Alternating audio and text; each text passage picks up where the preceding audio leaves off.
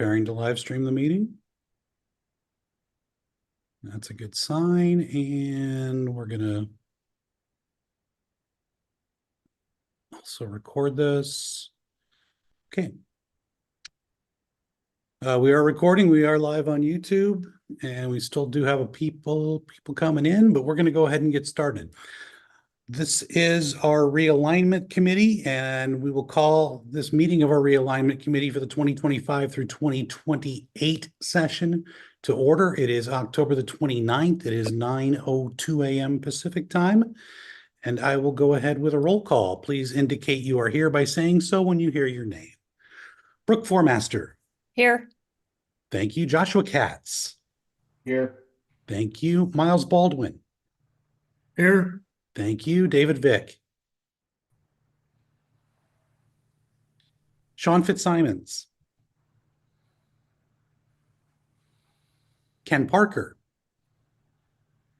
Here. Thank you. Mike Brooks. Here. Thank you. Sarah Scott. Phil Tao. Here. Thank you. Dallas Larson. Jason Odegaard. Rob Cottrell. Here. Thank you. Wade Pearson. Here. Thank you. Paul Sullivan. Tammy Habig. Thank you. Tony Polzian. I'm here. Thank you. Domingo Rivera. Here. Thank you. Isabel Sanchez. Art Anderson. Here. Sorry about that. Oh, no worries. Thank you. Kevin Taylor. Here. Thank you. Dan Schreiber. Here. Thank you. Chris Magram. Here. Thank you. Mr. Jackson, I've got that number as more than 12 from our voting members, so we're okay on a quorum if you agree. Agree. Thank you. We'll continue with roll call. Mike Kofer. Here. Thank you. Xavier Anthium. Here. Thank you. Bob Levitt. Here. Thank you. Bart Davis is here. Tia Wonder. Here. Thank you. Timothy Jackson. Here. Thank you. And Paul Anderson, unfortunately, cannot be with us today. He had another commitment. Dallas Okay. Larson is present as well. Thank you, Dallas. I'll get to a couple notes in a moment. First, we do need to, if we could, approve the agenda for today's meeting for October the 29th. We will entertain a motion to approve the agenda. Tony Polzing, 485A South. I make a motion that we approve today's agenda and make it flexible. Thank you, sir. Do we have a second? Art Anderson. I'll second it. I think Tammy beat you, Art. Any further questions, any discussion? Okay, we have a first from Mr. Polzian. We have a second from Ms. Habig. All in favor, please indicate by saying aye. Aye. Aye. Aye. Any opposed? Okay, thank you, everybody. Item number 4, committee chair comments and announcements. We do have a couple of new people in the room today, and we do thank them for being here. Darvell Bell and Freeman Holbrook are in a principals meeting today and couldn't be with us. So we are very grateful to have the assistant principal over athletics for both of those schools with us today. Kevin Taylor is with us, and Dan Schreiber is with us from DeMonte Ranch and from McQueen. So gentlemen, thank you so much for being here today. Couple other housekeeping things. If we get done what we need to get done today, and if the board approves it at the emergency meeting, our next committee meeting would be December 3rd, and that will be in the Reno Sparks area. We believe it'll be at the Boys and Girls Club there in Sparks. We're still trying to nail that down. But again, that'll be December 3rd. That will be an in-person meeting, and that will be for our fall placements and our 1A, 2A, potentially 3A placements for the entire year. A meeting that would follow that would be December the 9th. That will be in the Las Vegas area, still trying to pin down a site there. That will also be in person, and that will be our appeals meeting for fall sports and any appeals that we still need to hear on 1A, 2A, or 3A placements. For those keeping track, Mr. Fitzsimons just came into the room, so he is now here. Sorry about that. We had a power outage. Thank you. You got to keep the power going. Make sure that bill gets paid. Thanks for being here, Mr. Fitzsimons. Let's move on to item number 5 on our agenda, and that is public comment. This time provides an opportunity for citizens to address the committee about any matter not listed on the agenda. Items raised during this portion of the agenda cannot be deliberated or acted upon until notice procedures of the open meeting law have been met. Should a member of the public wish to speak on a matter not listed on the agenda, it is asked that said person complete a public comment card and submit it to an NIAA staff member prior to the opening of this item. A limit of 3 minutes per person and/or 5 minutes for the spokesperson of a group may be imposed. It is requested that comments be directed to the committee as a whole. Comments that are deemed to be irrelevant, repetitious, offensive, inflammatory, willfully disruptive, or deemed to be personal attacks will not be permitted. I do know of one public comment. I'm not sure. I thought that gentleman was going to be with us in the room. I do not see him in here, but I do know Ms. Wonder, I believe that same person sent the public comment through email. Is that correct? Yes, he's gonna have me read on his behalf. Okay, if you would like to do that, whenever Okay, you're bear- ready. Bear with me, my throat's a little scratchy today, guys.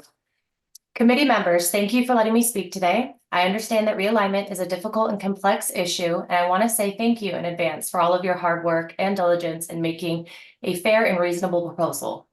Whatever proposal that you put forth, I think there are several things that should be considered for fairness and equity. 1, competitive balance. We would love to see something where there is competitive balance. Unfortunately, competitive balance really doesn't exist when you look at the standard for competitive balance as being able to win a state championship. We have one school who will continue to dominate and win state championships in the largest classification. When you try and create more levels of classification so that more schools can have an opportunity to win a state championship, you end up with what we currently have, which is 7 state champions in a state with around 100 schools competing in football. This obviously isn't good. We need to eliminate some state championships. We can, however, create some competitive balance amongst the teams in the regular season. This can be done in several ways. It can be done by enrollment, geography, similar socioeconomic conditions, or previous success. 2, I am hoping that you will go back to divisions where they are based on geography. The schools that are closest together should be in divisions with one another. This creates better environments, larger crowds, and therefore generates more money. Not to mention travel issues when you have to go across town for league games. 3, I hope you consider some of the ideas that the SNFCA presented in our proposal. Having an open division at the end allows for the best schools to be in the highest playoff classification. This should be done at the end of season and not determined before season. There are several ways to decide who should move up. The open, max preps, a rubric, a committee of people, a coaches poll, or something that other states already use, Arizona, Ohio, etc. Thank you again, Rich Morocco, Liberty High School. Thank you, Ms. Wonder. Do you have any other public comment, or is there anybody else in the office there in Sparks that wishes to give public comment? There's no one here and I have nothing else. There's nobody lined up at the door? Okay. Any of our people at any of our other locations all around the state, anyone there who wishes to give public comment at this time? I have nothing in my email and no one at my house. We could change either one of those, you know that. Okay, I think we're good closing public comment at this point. We will move on to item number 6, and the main reason that we're here today, creation of the policies and procedures guiding the alignment for football from 2025 through 2028. Again, this was something that we originally decided in our in-person meeting earlier this summer, fall. Was sent back to us by the board to come up with a proposal that had fewer than 7 championships. At our last meeting, this committee directed the NIAA to come up with a proposal that we thought might be best and present that. And I know Mr. Jackson and I have worked on several things and done the math on a few things. And I'm going to turn things over to Mr. Jackson now to go ahead and present what he's got for us. And you are free to share your screen as well, if you don't mind, Mr. Jackson. Thanks, Bart. I appreciate it. And I want to thank you for the work that we've done the last week and a half, 2 weeks as this has gone forward. The committee asked me to do just what we have done. We have spent a lot of time going through different iterations, looked at all of the different types of proposals that were out there. We looked at the Southern Nevada football coaches proposal. We looked at our rubric numbers. We looked at max preps.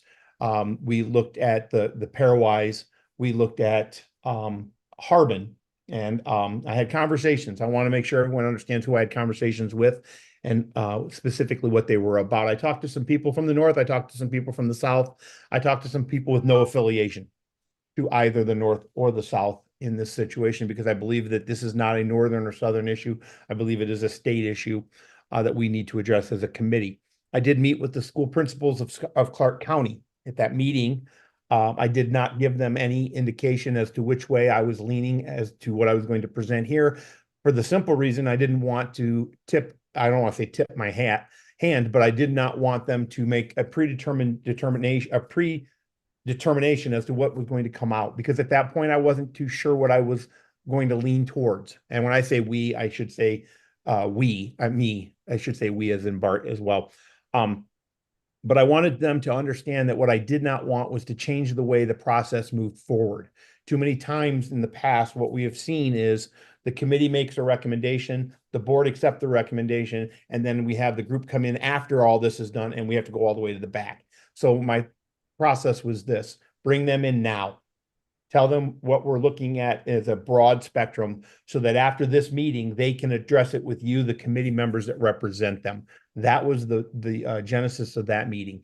I had some very interesting conversations with people. I shared some information with people. I shared different things. What I'm going to show you, and I want to go over each column very carefully with you, is 5 different iterations that were out there. So I'm going to start sharing my screen. I apologize. I will make the screen larger as necessary, but obviously you're not going to be able to see all of it at once because there is quite a bit. I'm assuming you can see my screen, Bart. Yes, sir. Okay. Does it need to be enlarged, or can you make out what the top row is? Even with my bad eyes, I can kind of make it out. I don't know if that's true for everybody, but I think we're okay. Okay. So everything I use is going to have a dead date of October 15th. Some of these numbers have changed in recent time. Some of these numbers have fluctuated, but I wanted to have one static moment in time. This is a snapshot at that moment. What the first set of columns is by school alphabetical order, your rubric numbers north and south, not comparing rubric numbers north and south, simply what your number was if we ranked you in order, top to bottom, knowing fully that rubric numbers in the south do not equate to rubric numbers in the north or vice versa. They are 2 different samples, 2 different results, but that's where these were.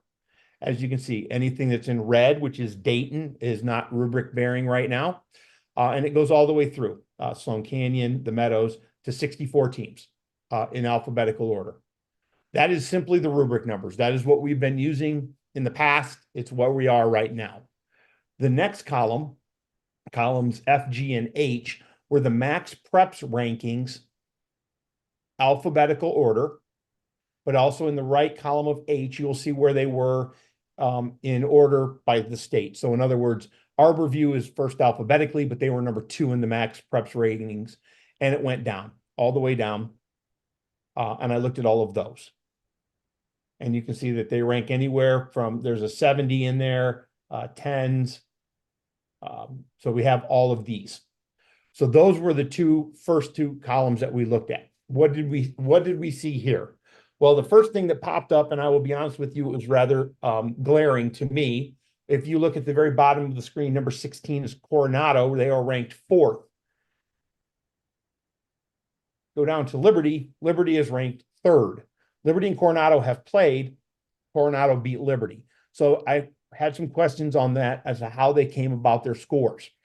Digging into the max preps rankings, what I discovered is they use a very solid strength of schedule. So Liberty's schedule was, per the max preps rankings, more difficult than Coronado's. And that resulted in them having a higher ranking through their mathematical equation. And Bart, please step in if I say something that's incorrect. The other thing that I learned about the max preps ratings is it's not state specific, it's national. It is a national ranking system. So where we have Bishop Gorman ranked #1 by Max Preps in Nevada, they may not be #1 nationally. Obviously, they're not right now, but that's how those rankings are done. So every school actually has a state ranking and a national ranking. So those are the numbers there, and that takes into consideration their strength of schedule. So a loss does not penalize if it's against a very good team based on the Max Preps rankings nationally. So that's where those numbers came in. So what I did the first time through was this. I came up with a combined ranking of Max Preps and the rubric, combining where you were, simply assessing a number. If you were #1 in the rubric and #1 in Max Preps, your combined rank was 2. So the highest ranking any school could have would be 2. This is how they ranked out in the combined. Now, please note, Slam is in here, Moapa is in here, Virgin's in here. I left them in for the purposes that we would still be looking at them, even though they are going to be based on enrollment and they would not be a part of this. It just shows you where they all fall. So I actually had this all the way down, excuse my bad scrolling technique here, to 64 teams, same number over there, shows you everyone's combined ranking. Now, this is interesting. I would say it's intriguing, but there's some fallacy here. One, the rubric is not north-south intertwined. It's separated. Max Preps rankings don't take into consideration losses when it's doing their strength of schedule. It's still strength of schedule. It still factors in. So is it true? I don't know, but it did provide an interesting breakdown of our schools. Then I introduced the Harbin numbers. I'm very familiar with Harbin numbers. I enjoy Harbin numbers. Harbin numbers award you for wins only, and then they provide second level information. So I'm going to open up a different document real quick. Harbin. Tell me if you can see this, Bart, when I drop it on there. Is Yeah, it you there? need to blow that one up a little bit though. Okay. So we're going to blow that up here. And then if you can expand your window, perfect. Okay. Harbin. Oops, that's a little too much. Yeah. The Harbin system is explained right here, numbers 1 through 5. Harbin points would be maintained throughout the season with weekly updates posted, displaying the team's current point total. Max Preps utilizing the other system. Harbin points are assessed on a single value based on total points accumulated. The team with the highest point total would be ranked first and so forth. We would apply it only to the 4A. The Harbin points, let me get to that page right now, is this system right here. First level points are awarded for each game a team wins. So you win a game, you get the points that are assessed to that school. This was the first iteration we did with the points. So a 4A opponent would be worth 6, 3A 5.5. We actually adjusted that because of a couple factors that we discovered. One, it's now 6 points for a 4A win, 4 points for a 3A win, 2 points for a 2A win, and 0 points for a 1A win, because a 4A school plays 11-man football and would not be playing a 1A school playing 8-man football, so that game would not occur. Each game a team wins, they get those points. So if 2 4A schools play, let's just use Cimarron plays Cheyenne. Cimarron beats Cheyenne. Cimarron gets the 6 points. Then there are second level points are awarded as a result of a team defeating or tying, which we don't have, an opponent according to the following formula. Defeating an opponent awards the winner the loser's first level points. So the tougher the team you play that you beat, the more points you accumulate. And then it's based on a number of games the opponent's played. And for each open date an opponent has had to date, a smaller divisor is used to calculate the points. A lot of math here, but I have an example down here, and I used 3A schools on purpose because it won't affect them. Computer ranking example. Team A is a Division III school and is 3-0. Each opponent team A has beat is in Division III. So opponents 1 and 2, which Team A has defeated, are each now 2-1, and their victories coming over other 3A schools. Opponent 3, which Team A defeated, is 1-1, and its victory over a 3A school as well. Opponent 3 has 1 open date. So first level points would be 16.5. 3 wins times 5.5 points for defeating Division 3 opponent, divided by 3, the number of games you've played. They have 5.5 first level points. Simple math. Second level points, 11.0 from opponent 1, who has 2 wins, 11 from opponent 2, who has 2 wins, and 5.5 from opponent 3, who has 1 win, for 27.5. Those points are then divided by 99, since opponent 3 has had an open date, and then multiplied by 10 to give you 2.778 second level points. So for that victory, or at that point, that team would have 8.278 points, and it would build as we go through it. So this is what it would look like. Level 1, level 2, average, and then it would be out there. This is the math that is behind the Harbin points. Now I'm going to go back to the other screen. So I did the Harbin points. If you look at the Harbin points, they seem to trend the way we would expect until you get right there to Mojave High School and Spring Valley High School. You got to ask yourself, what in the world occurred? Well, when we looked into this very deeply, what we discovered is this. While we have 7 divisions of football, we've broken the teams into leagues. Those leagues are extremely competitive leagues. They're beating each other up. They're winning games, they're losing games within their leagues. Mojave and Spring Valley have done just that. They have won their games. They've moved up. You get 0 points for a loss. The other issue that this raised is this. Faith Lutheran beating, just say, Galena is the same value as Faith Lutheran losing to Worcester. There is no intrinsic value for the level of the team you're playing in their strength. In other words, Worcester beating Western is the same value on the first level as Faith beating Gorman. So there's that concern right there. The other concern is second level points. If you amass a lot of second level points, those are also based on who you're playing within your league. So this was something that I did not expect to see happen. I'll be honest with you. I was shocked. I thought the Harbin numbers would pan out a little greater. The other issue we're dealing with is our sample size is substantially low. It's small. We don't have 600 schools in our state playing under the Harbin rules.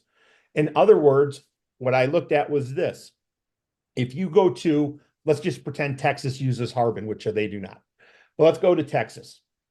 Texas may have 50 schools that are of the top tier programs. They may have 50 schools that are struggling mightily, going over. Then they have a huge middle that's playing each other as well. That sample works its way out simply because there will be a few schools that are 10-0 that will not have a lot of Harbin points because they played a lot of the middle schools that didn't win a lot of games. And they will have some schools that are 0-10.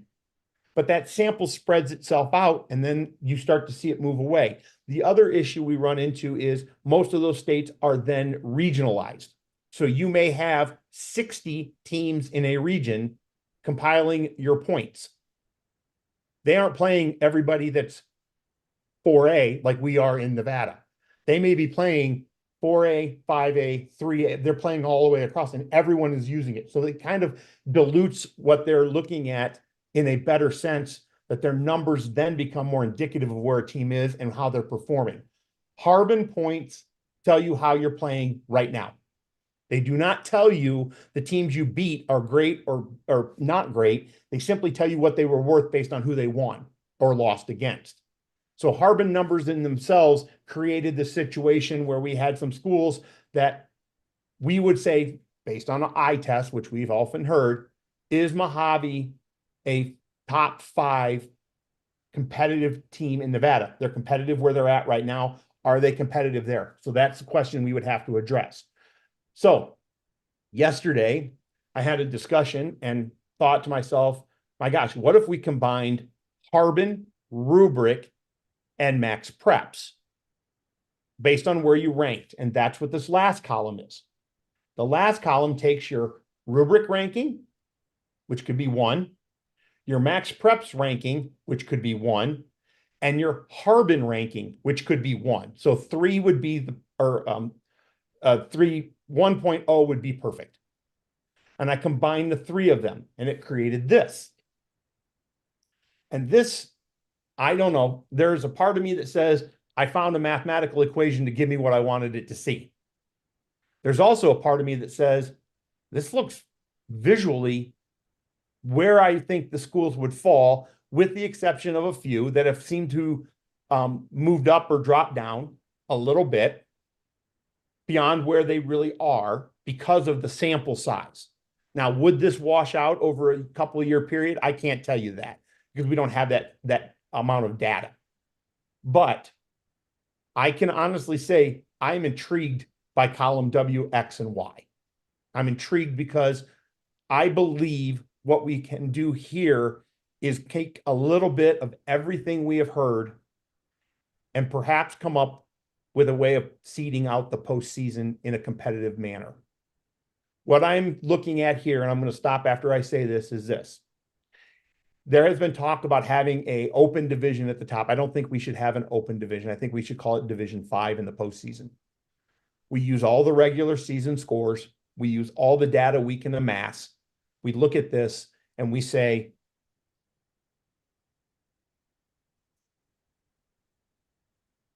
that right there is an intriguing open state championship bracket for the 5A. And correct me if I'm wrong. I think I went to 6C, that'd be 20. Okay.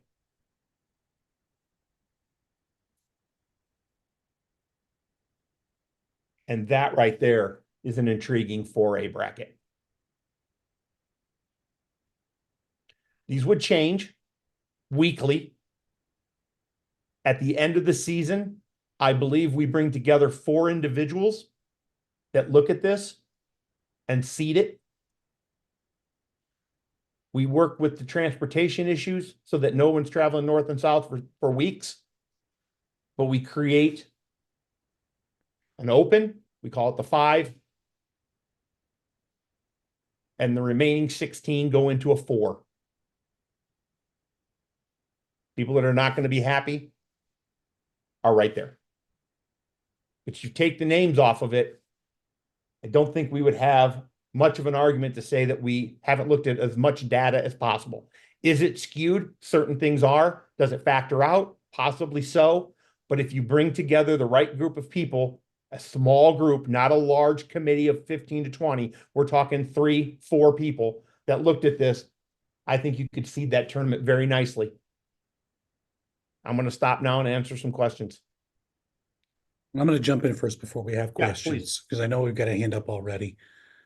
When we go through these and understand even I'm a math guy, right? Yeah, you guys have all figured that out. I'm a statistics guy.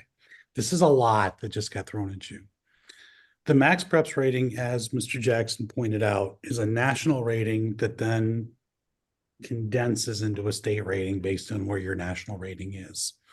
It does rely very heavily on a strength of schedule. It also relies pretty heavily on a point differential. Their rating is basically more or less a prediction of what that score differential should be if you compared 2 teams, but it is very heavy towards the schedule portion. The Harbin point system is very, very heavy towards an overall record. The more games you win, the better your points are going to be, especially if you play teams that also rack up more wins. So both of those are kind of skewed in different directions. I will say that, again, as the data guy and as somebody who has never really tried to push this committee down a particular path, at least I haven't meant to if I have, The data that we look at in a 1 year for a sport like football, when you're playing 9 games, maybe 8 for some people, maybe 10 for others, it's a thin pool of data. There's not a lot there. We can't all play each other because the season's too short. It's also a very thin pool of number of schools we're looking at. So, and Mr. Jackson alluded to this, when you've got the 10% or so that's really elite, the 10% or so that's really not so much, the 80% in the middle is not a real large number of schools. Where if it were another state, California, Texas, Florida, that works itself out more. There's a lot more schools that are in between. So let's get to some questions. Ms. Habig, you had your hand up first. I don't know if I heard it. There was a lot, obviously, said how the teams that play so many out of state teams, how are those factored into all of this? Bart, you want to take the math on that one? Sure. Yeah. In the rubric, they are not factored in. The rubric is factored only as playing against other teams that are rubric eligible. And for that matter, when North plays South during the regular season, that's not factored in.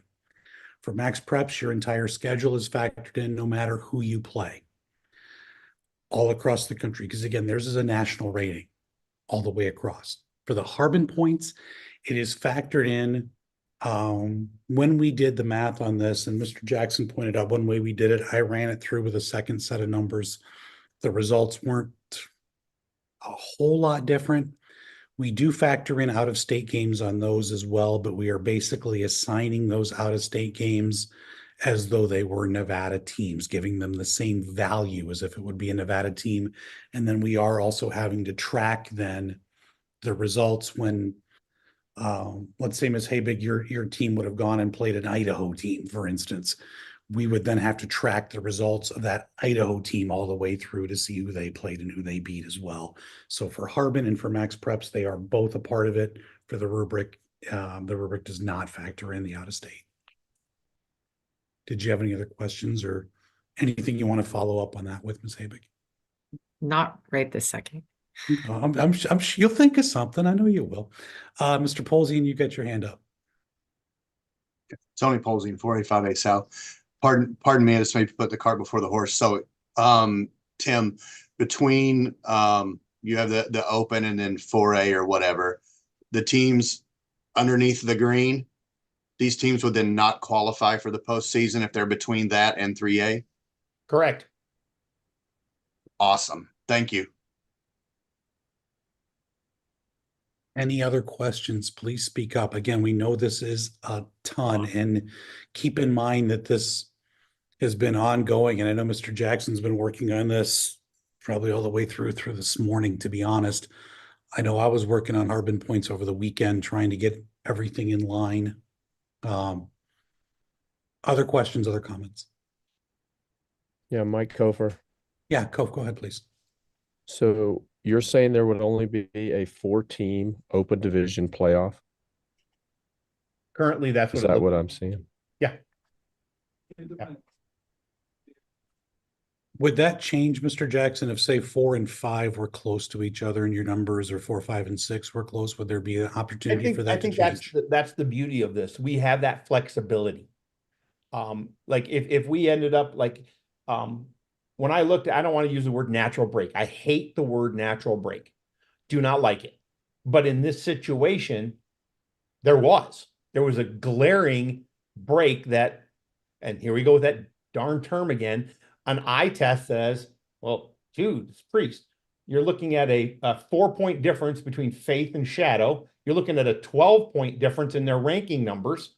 I mean, that kind of sticks out. But the problem is, once you start having that conversation, you move down here and you're looking at a 0.3 difference between Durango and Foothill. Now, I hate to say it this way, but we've got to get to that point as this committee and say, if you take the names off, does this make sense? And that's the question I'm asking. Do not look at the names of the schools. I mean, if I were to hide this column and you did not see the names of the schools, the argument would be that this looks feasible. Now, with the 4 teams at the top in the open 5A division, there is an extra week in there, or 2 weeks actually, where we could Yeah. throw another set of brackets in if necessary. We have that flexibility. We haven't painted ourselves into a corner. But at the same time, do we need to? Because the argument then could be, do we go to 8? And now we're looking at a whole different type of bracketing. My vision for this and where I'm coming from is this. I think 24 teams, or excuse me, I think 20 teams is an adequate sampling of our state for a football championship in the postseason. It does not negate the ability to be competitive during the season. It also allows us to have the flexibility in the season to geographically align for leagues. We'd have that ability. We would have the ability to change the scheduling process where you could say, we're gonna put the Southwest back together, the Northwest, whatever the case may be.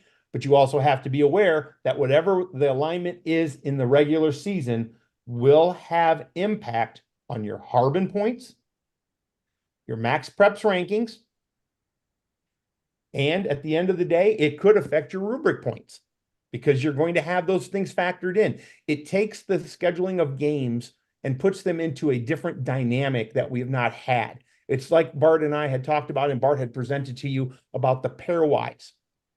But at the same time, it does allow you the flexibility to schedule out-of-state games. You're not penalized for that. You still can accumulate those points. They will be factored in with your max preps rankings, and they will come in with your Harbin points. At the same time, it may push the situation where you say, you know what, I'd rather play an in-state team than go out of state because I know I can track what they're doing. I can see their schedule. And it does put a little bit of information at your hands that way.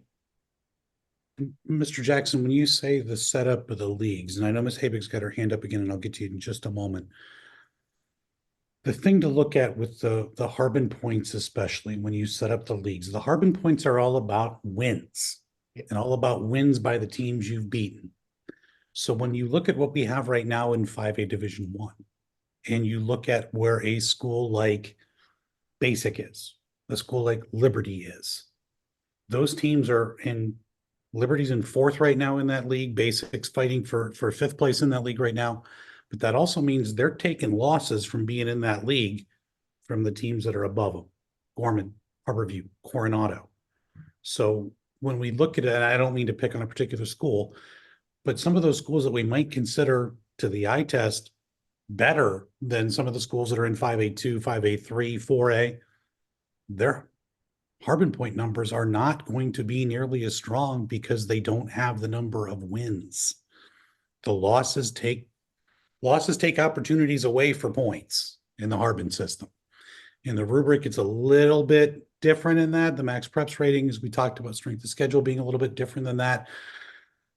As I looked at this and as I went through it, what Mr. Jackson's presenting here gives you a way to get to the postseason. And that seems to be what a lot of people are concerned about, number of championships. We also need to look at what is probably best for the regular season. And if we look at competitive balance, if that's the direction we're trying to go, putting a league back together where maybe a Western is back in with a Bishop Gorman doesn't really provide competitive balance. Now, take that example for what you will. Gorman's obviously really, really good. When you put an Arborview back together with a Cheyenne, I don't know that that's necessarily doing the best amount of service that we can to those teams. Ms. Habig, I've kept you waiting. I'm sorry. Please go ahead. You're fine. I guess I kind of have 2 questions. One's, I think, pretty easy. When you put all this together, was this just 1 year's data? Just this year, correct? That is correct. Okay. Yeah, and Just wanted- I want to make sure we explain why, though. That's fine. With this, it will always be just that year's data. It'll always be that, where are we right now? It's not where you were previously. It's not how we predict out. It's where you are right now. So we have to look at just the current year. And once again, take the names of the schools off and see where that falls. But it is always going to be in the moment data. Okay. And your Okay. second question, Ms. Habig? You kind of maybe answered it. I don't know. So I guess my question would be like, do leagues not exist anymore? Like, how would we decide who plays who? I'm gonna jump in first part and then you follow up with me and correct what I say is incorrect. I think we would do the exact same thing we do with every other sport. Right now, think about it, what the realignment committee does and the board approves, here's who's in the 5A in volleyball. Now, if you divide it in half, it looks pretty good, but they give the flexibility to the areas to then schedule it out the way they see fit, and they change it out. I'm going to revert back to a conversation I had with someone from the north. This would then allow them the flexibility as well to turn their leagues into more, allow for some geography, which they did. I did not know this. They had done prior, I want to say 08. I learned a lot of information about that from 08 when they actually, during the financial crisis, when everything was, we were in the recession, they had to change the travel time, the amount of days out of school. They had to save transportation costs. They had to do a lot of things. So what they ended up doing was they played a lot of schools that might have been 2A, 3A, or 4A regular season, and then it went out to postseason. This would allow that to come back in a sense, or we would allow everyone to form the leagues that they can go geographic, they can go serpentine. That conversation would have to be had. The other thing we'd have to do is this. Right now, the football coaches in the South get in a room and they build that schedule together. They can do the exact same thing as before, or they can be given a league schedule and then move out. There is some flexibility in that, and that would have to be fleshed out. There is some inherent danger to that. The inherent danger is this. Legacy's coach comes in, I ain't playing Legacy. Nobody wants to play me. What the heck am I going to do now? What my concern there is the understanding that we have to make sure they come out with a schedule. Everyone has to come out with a schedule. And in doing so, there's always that inherent danger. That's the other reason why I am pro this method with the Harbin points is if you then do play an out-of-state schedule, if you do play some out-of-state games, you're not being penalized in the sense that you're not going to get the points. But at the same time, you're not going to find 9 out-of-state games. It's going to be very difficult. So we're going to have to make sure everyone works together on that. Bart, go ahead and flesh out what I said. Yeah, the other issue that's the danger Will Robinson on this is your coaches who are more analytical or have somebody on their staff who are a little more analytical are going to look at this and go, okay, who can I play that is going to be pretty good that I know I can still beat to rack up points? They're going to get that deep in the weeds. Not everybody is going to, but somebody's going to. We can keep the leagues pretty much as they are now and move through them with promotion and relegation. There's a lot of options that we can do with this. Unfortunately, none of them actually answers the question directly. I get a little bit, have some trepidation with letting them all sit down and figure it out. Because again, like Mr. Jackson said, if you're a team like a Bishop Gorman and you're awfully good, or a team like Arborview and you're awfully good, is anybody really going to want to play you with this system? That's something to consider. Mr. Polzian, we'll get to you here real quick, and then we can kind of sum up any other questions. Mr. Polzian. You would need to unmute, sir. Thank you. Well, it's been a while. COVID was a few years ago. You may have just addressed that, Bart. So my first thought, this is kind of what the coaches wanted, right? Was a snapshot of your current progress, because, you know, again, going back to the Silverado example where you go undefeated 2 years in a row, you've lost an entire crop of athletes, and now you're back to, you know, what they're currently experiencing. So I think that this certainly addresses that, you know, that issue with what the coaches wanted. But I think to that degree, it might encourage coaches to schedule some more difficult games, knowing that, hey, you've got to play some people to get into the playoffs. It's not just a given, because right now, let's be honest, the fact that everybody makes the playoffs is ridiculous. We have a lot of teams in the playoffs that shouldn't be. And honestly, for open, that's probably the 4 teams that they don't need any more than 4 teams in that open playoff based on what I'm looking at here. But to get to my point, we could keep, and I think you just said this, the relegation where the leagues kind of stay the same. Top 2 go up, bottom 2 still come down, but it did employ that into this with this math, correct? It could certainly be done, and I'm gonna let Mr. Jackson answer part of that too. The catch to that, right, as we said, when you look at these three different models, that for the rubric that we use, obviously wins and losses are a part of it, right? It's 50%. We went through all the math on this before. Your schedule strength is 50% also. So who you play matters, whether you win or lose matters. The max preps ranking is more heavily weighted towards your schedule and who you're playing there. The wins and losses still do matter, but when you look at some schools that are a little bit higher up in the max preps rankings that have losing records because of who they played. Harbin Point's extreme opposite of that. If you go 3 and 6, you go 2 and 7, your opportunities to gain points are very, very minimal there. So you could have somebody looking at this going, yes, I want to play a good schedule, but just good enough so I can still beat them. And that might be a way to do that. When you look at the leagues that we have right now, and we use that 5A1 for an example, in theory, as we have that set up, we all want to think about that 5A1 being, right, the 7 of the best teams in the state. Otherwise, why would they be in 5A1? But when you have those 7 teams in a league, every time they play, somebody's got to lose. And that takes somebody's Harbin points potentially away. Again, we're throwing a ton at you, and we get that. But there's so many different things that can happen here. I am always a fan of smaller leagues. Smaller leagues give you less beating each other up and more opportunities to kind of widen that spider web of who everybody's playing and who plays who plays who that played who, and so forth. Mr. Jackson, anything to add or clarify on that? Yeah, and there are a couple of things here. First off, if you keep the leagues as they are right now, which is where the data, I'm pointing to my screen, sorry, which is where the data came from. This is the data we used. It fleshes out. So I do believe that we have some good leagues in place right now. But also if you increase the size of the leagues. So let's say you take a league and you take it to 8 or 9. What you're going to see is what happened over here. I apologize. Where was it? Where's my Mojave? Right there.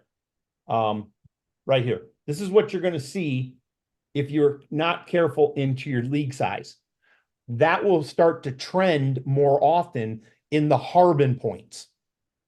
Because what's going to occur is leagues beat each other up because they're so strong, and they created a strong situation, and a league that is not as strong has one team that is strong that can run that entire league, and they will score more points. And we end up with a situation where perhaps a school that's in what we have now is 5A3 or 4A has the same Harbin points as a Faith Lutheran, a Bishop Gorman, an Arborview, and a Minogue. Those points then start to accumulate that way. So we have to be very careful on changing the size of the leagues, but also we have to make sure we have leagues that are competitive, that don't end up with a school or a team that is skewed one way or the other. I know that sounds like a lot of double talk, and it is. But at the same time, I think that's why that's why I wanted to look at all 3 factors and still have that eye test, that I hate that term, but it is the only one that fits, that we can look at. Mr. Jackson, could you scroll down on those Harbin points too, so that we can kind of make the point that we're making about 5A1 to show us where Liberty, Basic, Desert Pines, and Foothill are? Right here. There's Liberty, there's Foothill, and Basic's 2 spots below. And Desert Number Pines 30. is sitting at 36. Yeah.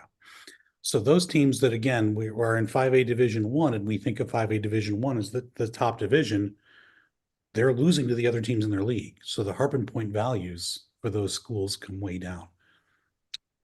Ms. Habig, then Mr. Schreiber.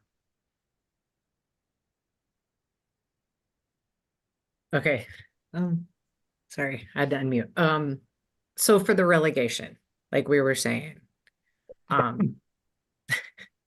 would it go straight off of just league play or the entire point system?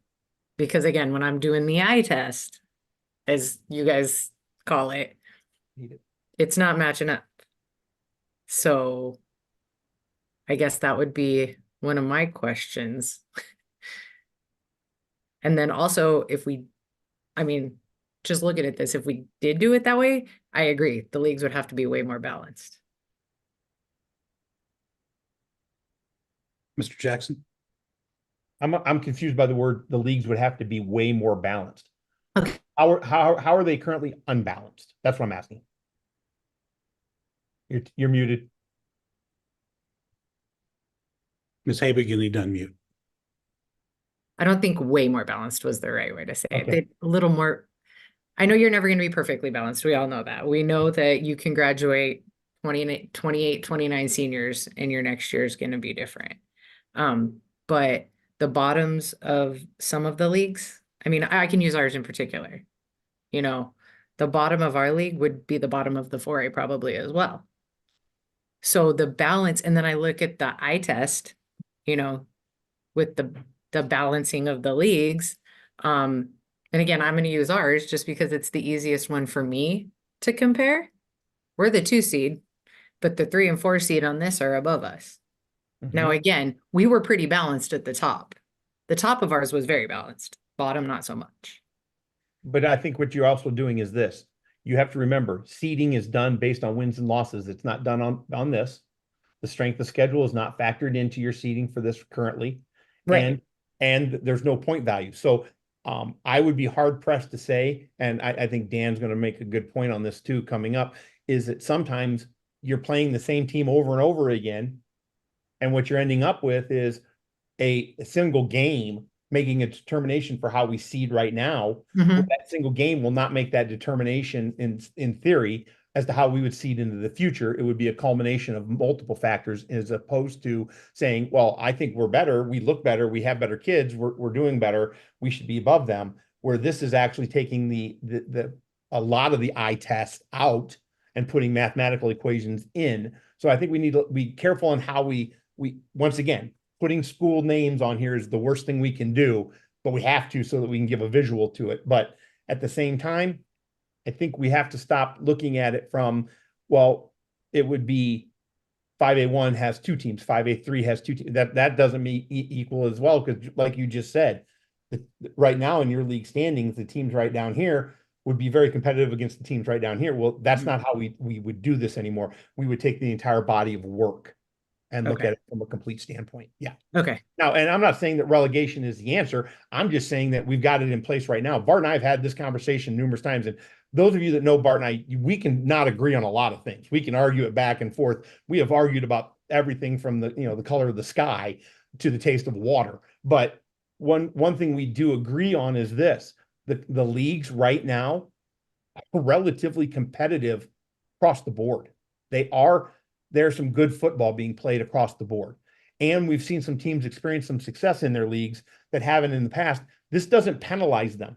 This system won't penalize them. I look at Western High School. They won how many games this year, Bart? 2? I think we have 3 now. I 3. believe. They had 3. This doesn't penalize Western anymore. This doesn't say, okay, you've won 3, now you're going to have to go play with other bigger schools or smaller schools.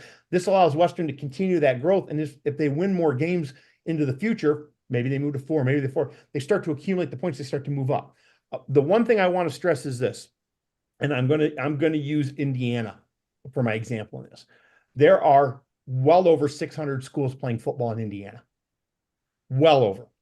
There are a mass majority of those schools that have yet to qualify for the postseason ever and never win a state championship. But they've been using systems like this since the 70s. And people just learn to work within the system. We have a understanding in the state of Nevada that has been built up over the years that basically says the postseason is the only indicator of success, and it's not. So I think that's one of the things we have to change our mindset on. So I'll stop, Bart. You can bring in Dan. Mr. Schreiber, then Mr. Kofer. Yeah, hey, you guys alluded to it really early on. So I understand the 3-point system and getting to this point. But my question to this is, what does transportation look like? How are we moving these schools in postseason? Mr. Jackson, you want to start on that one, and then I can kind of follow up a little bit. Yeah, Dan, I think that's a great question because you're not the first person to bring that up as well. I think the one thing we've got to understand is this: going forward, our goal is always going to be Allegiant Stadium as a goal. With that being said, we've got to look at this schedule or this postseason. Now we're going to start talking strictly about the postseason.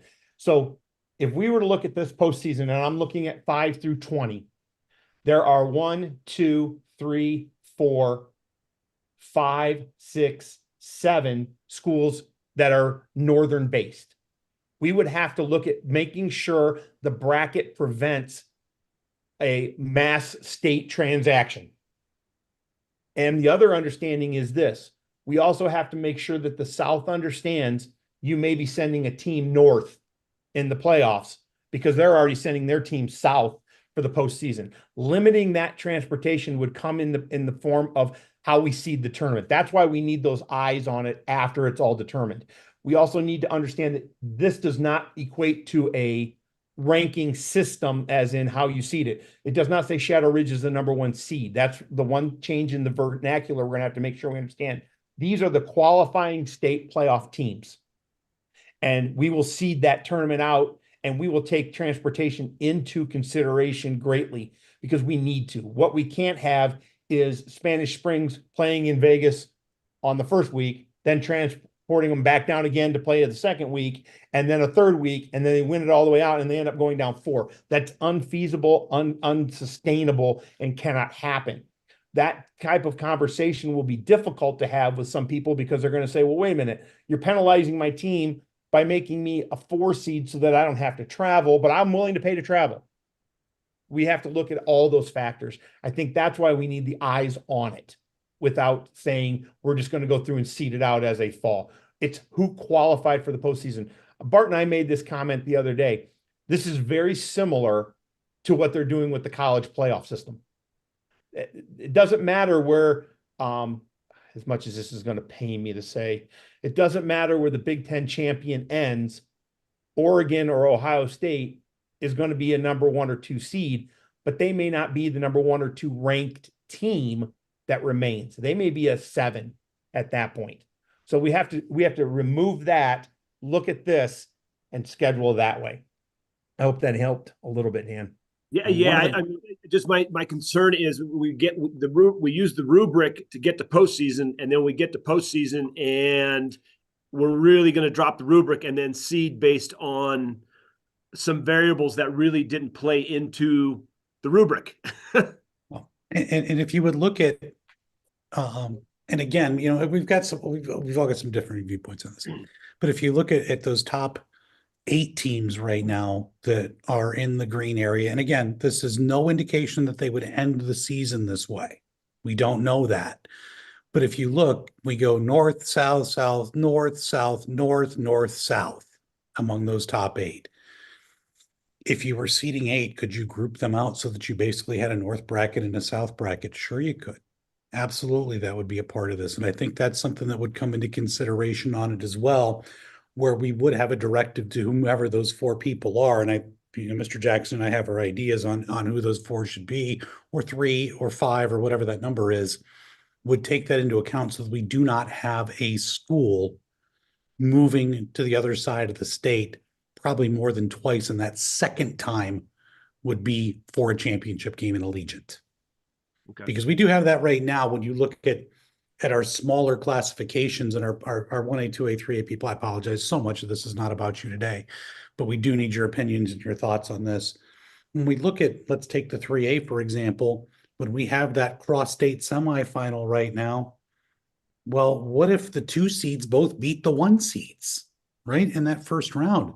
Then another 2 seeds is going to have to travel to the other half of the state again to play a championship game. Doesn't happen very often, but we do have those occasions where somebody is traveling twice for the postseason. We certainly would not want to do anything where it would go beyond that by any means.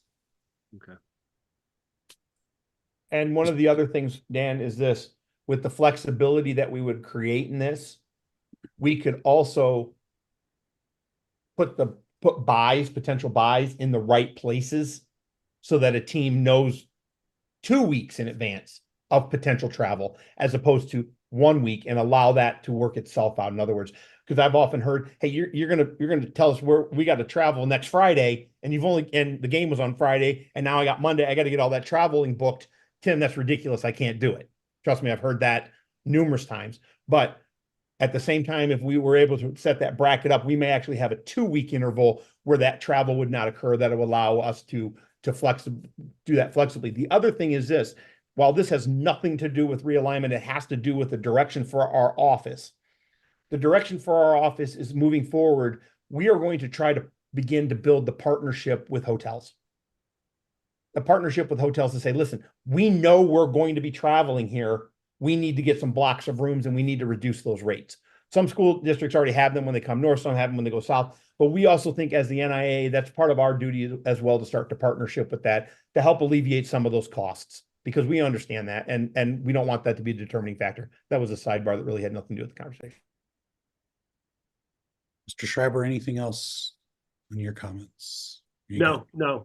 I just wanted to put that out there because that will be an issue if this was adopted, and having those conversations of how we're going to move schools and not only that, communities, because people are going to have to make plans to attend these games and student bodies and so forth. So it's a big endeavor.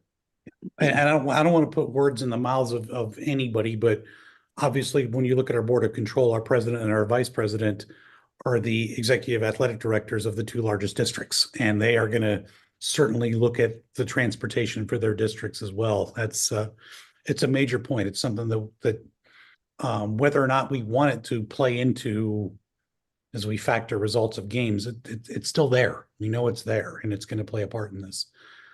Mr. Kofer. Yes, thank you. So I just want to make sure I got this right.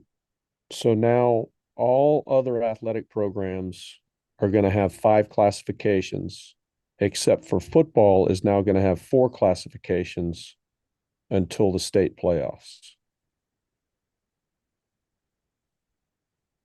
Is that correct? In a way of looking at it, I'm going to let Mr. Jackson handle this. 1A, 2A, 3A are untouched by this. So we're basically in a pool of how you set up your schedule. And we've talked about different ways to set up the schedule. We could stay with what we have now and have the promotion and relegation. We get terribly caught up in classifying and what we're called during the regular season. The classification really only matters when we get to postseason on all of our sports, because then it matters who you're playing in your postseason. But yeah, to answer your question more directly, yeah, I mean that's certainly what it's looking at. And then our large pool that is above the 3A would break into a couple of championships. Mr. Jackson, I think I've got that right. Hey, I was going to say, because at the end of the day, we have we would say, I would say that what you're saying in language is absolutely correct, but the postseason, we would still have it. And that's the key here. We're creating a system, I believe, that creates a competitive balance in the regular season, because let's be honest, we don't just play 3A schools or 4A schools or 5A schools during the regular season. We play a conglomerate thereof, and that would not change. The postseason is where you go for your postseason, and that would change on how you attain that postseason status of where you're going to play. I think we would still say we have 5 divisions of championship football. The 1A, 2A, and 3A based on enrollment and the current method. The 4A is based on enrollment and this factor. So I don't think we would say we only have 4 divisions of football. I would say we have 4 divisions of enrollment-based football, 5 divisions of championship football. Mr. Kofer, Well, anything to follow with? So the current classifications would still be based off the current enrollment parameters, correct? That's how we start everything. Yes. Yeah. So we would be starting with the So- count day numbers for this year's count day would apply towards the start of next season.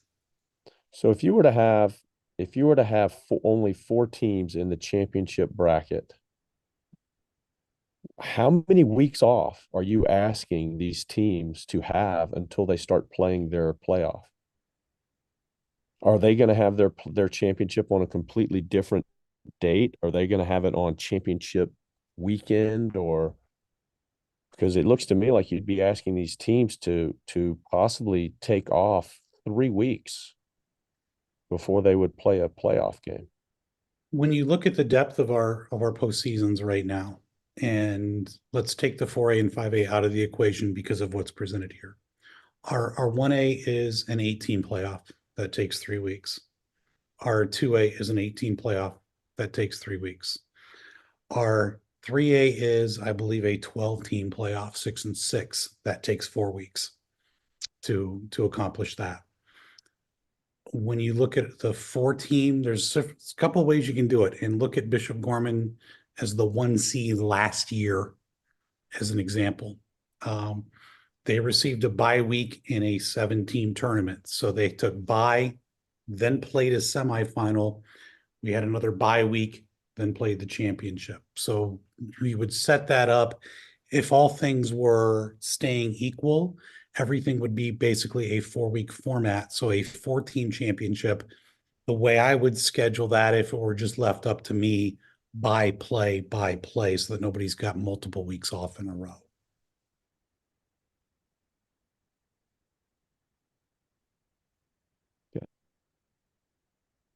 But again, as we've discussed, that 4-team playoff could become theoretically 6 if that number's fluctuated at that point too. There's a lot of rolling variables in this.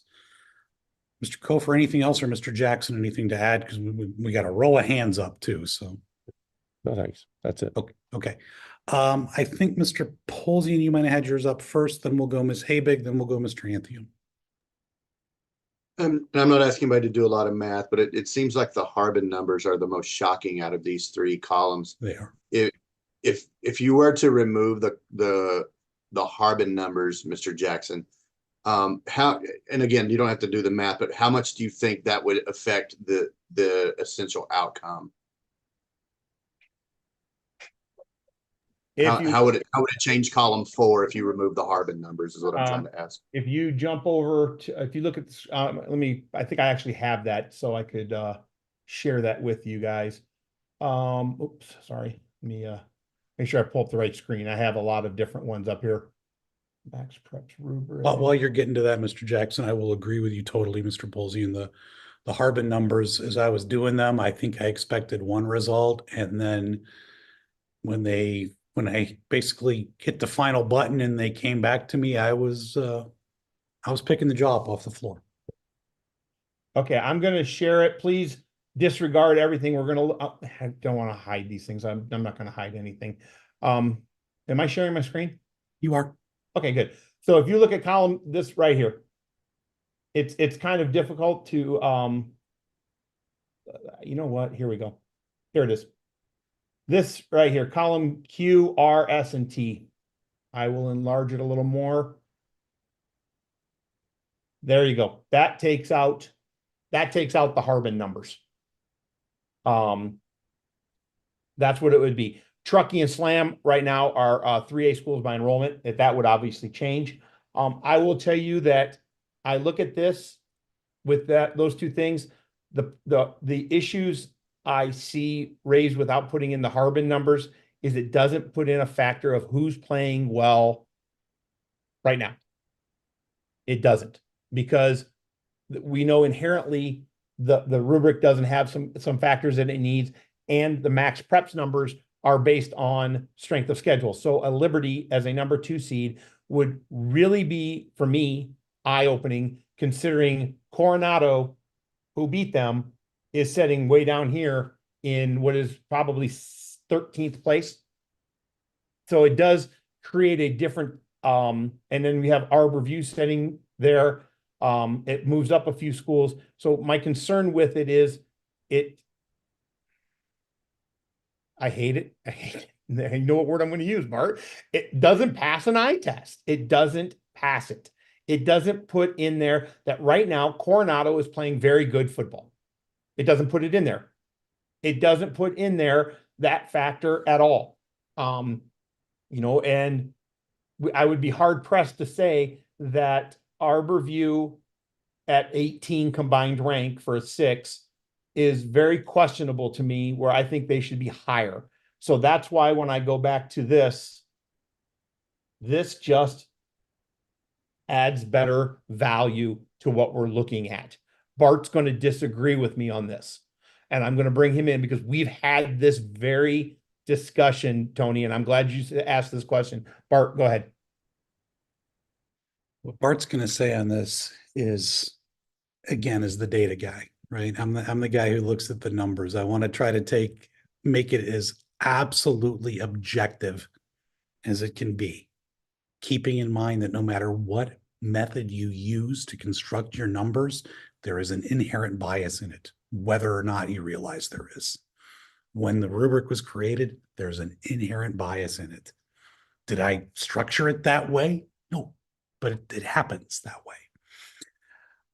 There's a lot of me that says to this, we are taking a 9-game sample, a 10-game sample for a team and using data that is a very small amount to try to rank teams. It's very easy to rank teams if everybody plays each other.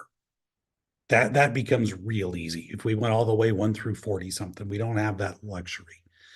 And there's a part of me that's concerned that we're trying to find data to match what we think the outcome should be. And that becomes a very dangerous slope. That's why some people will favor a max prep system. And again, I don't want to pick on anybody. When we look at where some of these teams fall in these different rating sets, and then you look at the result of when they played each other, in some cases, the team that's 10 spots below the other team beat that team by 40, beat that team by 30, beat them by 3 scores. And it's not ideal in that case at all. There's a part of me, I hate the eye test more than Mr. Jackson does. And I do remember when we went through some of this and we came in with a midnight surprise with the principal several years ago, it was, well, this doesn't pass the eye test. And here we are back again 6 years later, 7 years later, trying to come up with the answer to that. I don't know that there's a perfect answer. Well, I know there's not a perfect answer to this. I don't know that there's a good answer to a lot of it.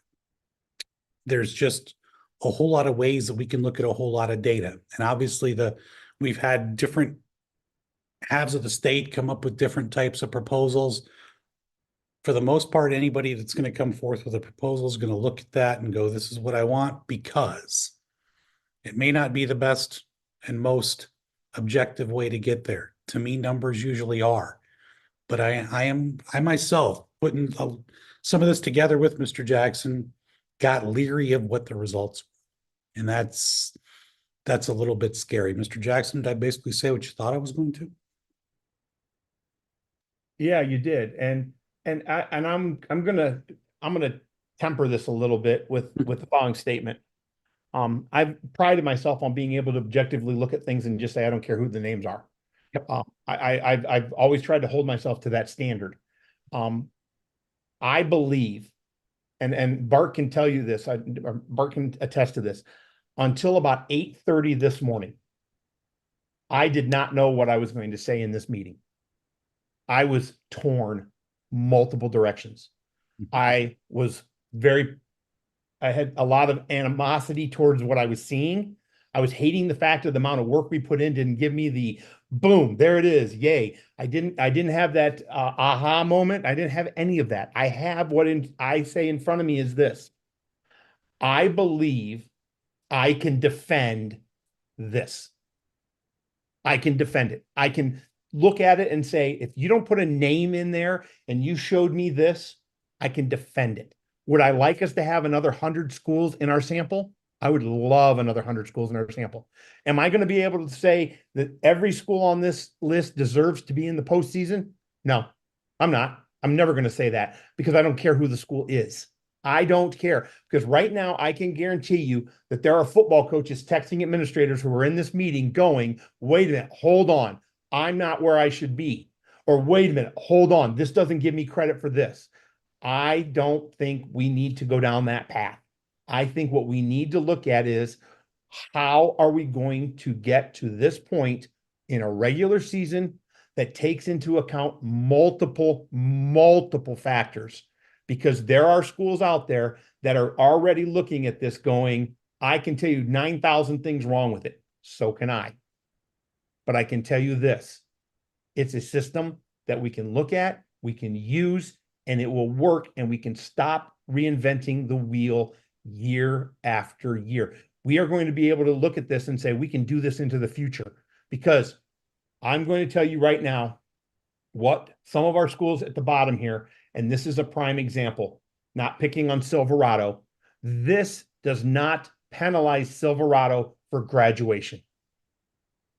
Silverado was put into a league, and we all knew they were going to be affected by graduation, but we didn't have a method for doing that.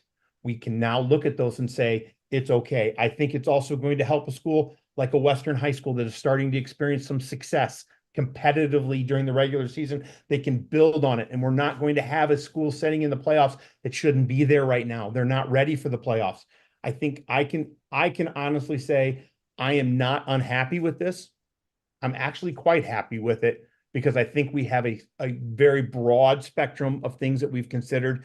And I think we've listened to a lot of different entities within the state. But I'll stop. And I also, from my end of things, as the chair of the committee in my role with the NIAA, anything else you want to throw in there, I get terribly concerned about trying to get competitive balance during the regular season, because as I've mentioned in these meetings before, your regular season is a far larger portion of the number of games you will play during the course of the entire season than your postseason is. And for these schools who have struggled to maintain numbers, in some cases because they have struggled to find success, and that becomes a terrible cycle that they can't get out of. We also need to make sure that we are trying our best to put teams in position to be competitive throughout the year, not just in the postseason. Mr. Anthiam, your arm is tired. You've had your hand up for a while. Please. Good morning, everyone. I know that we got a lot of topics that were discussed, touched on, and discussed. And I know we've been kind of hyper-focused on playoffs. And I know, we're talking about a top 4. We're talking about an additional 16, additional 12, additional 8. I'm not sure what rabbit hole we're going to go down. I have a little bit of concerns. I know typically when we talk realignment, we talk about what schools are located in what divisions. Typically in play. I know currently we have 5 divisions, and potentially, and I don't know where we're at numbers wise, but I could see potentially 4 schools having to come up from the 3A, which then it would impact our divisions. Those schools being Slam, Cadence, Modern East, Losi, and I'm not sure. I know we're still waiting on enrollment numbers to see kind of where they fit. So I guess my question is, where do they land? How does that impact? My question next comes, do we keep it 5A Division 1, 5A Division 2, 5A Division 3, 4A Desert, 4A Mountain when we're setting up our leagues? Because I also heard about geography. So does that mean we're blowing up these 5 divisions and recreating maybe 4 divisions? Are we creating now 6 divisions? And then we go geography. Bart, I agree with you. You might see Western play Gorman, but is that just the way the cookie crumbles? So I do have those questions. And I know we talk about schedules and where we oftentimes see the football coaches get together. Maybe that gets taken away from football coaches. They might hate that, but maybe we got to put them in divisions and we create that, and then they can create their non-league so they can maybe adjust the fluctuations in their possible points. Because as you stated, Bart, a lot of our coaches are smart. They're analytical. They know, hey, I need to compete against these certain schools to help maybe project my number a little bit higher. So those are a couple concerns I have. I know, going into maybe that Harbin system, that league champions are a concern, that we can't just let schools just schedule who you want. Because then I know in the end, some schools I don't know who I'm going to schedule because I have no options because all these other schools have been taken. So that kind of concerns me a little bit as the scheduler. And then I'm going to dabble my toe right back into that postseason play, even though I feel like we're too hyper-focused on postseason, but I know it's a high topic. Is that if you go to the top 12, you have Mojave that's at that line 12 and Legacy at line 13. And I see 49, 49, 16.33, 16.33. How do you break them up? I've said too much. I'll unmute. Well, I will mute. Mr. Jackson? Yeah, No, I first do shot want to there. address something because obviously you can tell that this hasn't stopped going off. Because Yeah. of course, they're figuring things out. One of the things I want to stress is this: we have regulation that allows the NIAA to put you in leagues. We have a regulation. We have not used it in the sense that we have not mandated. In other words, when I was in your role X, it used to be that the realignment committee would put it together, they would put them in leagues, they would send it out, and then we would realize that this doesn't work. So then they put a new regulation in that allowed the scheduler to work within the leagues, that if necessary, they could change how the leagues were aligned, how the leagues fell. So that's when the surveys would come out. Hey, do you want to go with home and away with crossover, whatever the case may be. We have that regulation. Have we utilized it in that sense? We have done it before. If you recall, most of the time when we send out the football realignment, it is put into leagues already. So we could continue to do that, taking into consideration geography, natural alignments, competitive balance, success factors. We could do all of that. And understanding that what we presented here today does not relate directly to league performance. It relates to performance. It relates to that. That's a big difference. That's a big factor. Right now I'm getting text messages that say, well, the 5A1's beating up on each other. And what you're doing is you're penalizing them because they're beating up on each other and they don't get the Harbin points. Well, you're correct, but they get strength of schedule points from max preps and they get the other rubric points as well. That's why there's 3 factors in there, that not one of those factors covers all of the aspects we're looking at. They cover it in different areas. So we covered A and B, B and C, A and C, however the case may be. I am not opposed to this committee coming back and saying, we're going to put them in the leagues. I don't think that's a bad idea, Bart. I mean, we've discussed it ourselves that we could do that. We could also put them in the leagues and allow schools to come back and say, listen, we want to be, put us in a league with these people. We kind of like this group. We can experience some success or whatever the case may be. But we have that flexibility. We do have regulation. We would not be writing new regulation by doing that. Yeah, I think there's a part of that when we look at it, and many of us here could identify whether we're in the North or whether we're in the South, some of the teams that really struggle to be competitive. And maybe they should play against each other within a league to get more games that are competitive. Is that going to drive up somebody's numbers in this? Well, in one system, it will maybe artificially increase them a little bit. In another system, because of those games that they would play outside of league, that if they're struggling to compete against anybody that is outside of their league, they're going to struggle in. It's going to tamper those numbers right back down. There's a lot of ways you can go. The people who are saying, but in that 5A Division I, you're all beating each other up, are 100% correct. They are. And you would have to be cautious of the fact that many of us in here could identify who we think are the best 5 teams in the state. Are at least 3 of them in the same league right now with each other? Yep. And so that means they're going to be handing each other losses. And that's going to take away ratings points, whether it's in one system or another. Benefits them when they play each other schedule-wise. I do think leaving it up to everybody to decide their own this early in the game, where it's not anything we've really done before, sets a very dangerous precedent. And it's not something that maybe we want to look at. By the same token, just looking at these numbers, if we were to, sorry, I'm going to skip over Minogue and Spanish Springs right now and Reed because they're all in the north. But if we were to put Gorman, Arbor, Faith, Shadow, Coronado, Green Valley all in the same league, they're probably not going to end up in the top 9 like this again if we forced them all to play each other. So it becomes a slope where, pick a path that you want to go down. There's not really a good one. Mr. Polzian, you've got your hand up again. So does Ms. Habig. I'll go to Mr. Polzian and then Ms. Habig. Yeah, I was going to say, because people keep talking about 5A1 beating up on each other. If you look at it, because we're in it, there are 4 teams and then 3 that are 1 and 5. Or will be, yes. So I mean, or 1 and 4, and we have one more game this week. So the way this plays out with only 4 teams, I think there probably are only 4 teams that would belong in the open, and 2 of the 4 currently listed in this proposal are 5A1 teams, and honestly, the other 2 teams there probably do belong there. I mean, I can't speak really for Minogue, but I've seen Faith Lutheran, and that's a quality football program. So I mean, the fact that we keep referring to this, 5A1, just understand that there's discrepancy in 5A1 also. Yes, no question. And I think the other factor we also have to discuss is this, Bart. As we look at this, what Bart said, I think is very applicable, because right now people are looking at their league right now. They're worried about where they're at. They're looking at other leagues. And then we see that factors into their Harbin points going up higher. That's how you get a Mojave that's in a league that they're playing very well in right now, accumulating 26.079 points. At the same time, we also should consider the fact that maybe we need to put them into leagues so that we continue to have the competitive balance, and we don't have, like we had years ago with the old Northwest being the black and blue division, where they were just beating everybody up, and they may have been they might have been the 5 best teams in the Valley at that point.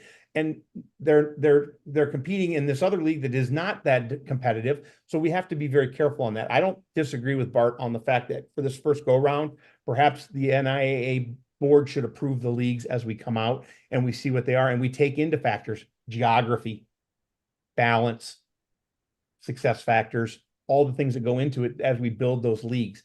But then again, that is also another aspect that goes into this. So, Ms. Habig. I think some of my question may have been answered. I guess because I think all of us are getting text messages from people and questions and all of those things. 2 or 3 different people brought up, and I think maybe they're not understanding, I'm not understanding. If we don't have like 4A, 5A from the get-go, how do you even get the Harbin scores? Like how are those determined? If we start and say there's no 4A, 5A, it's just this group.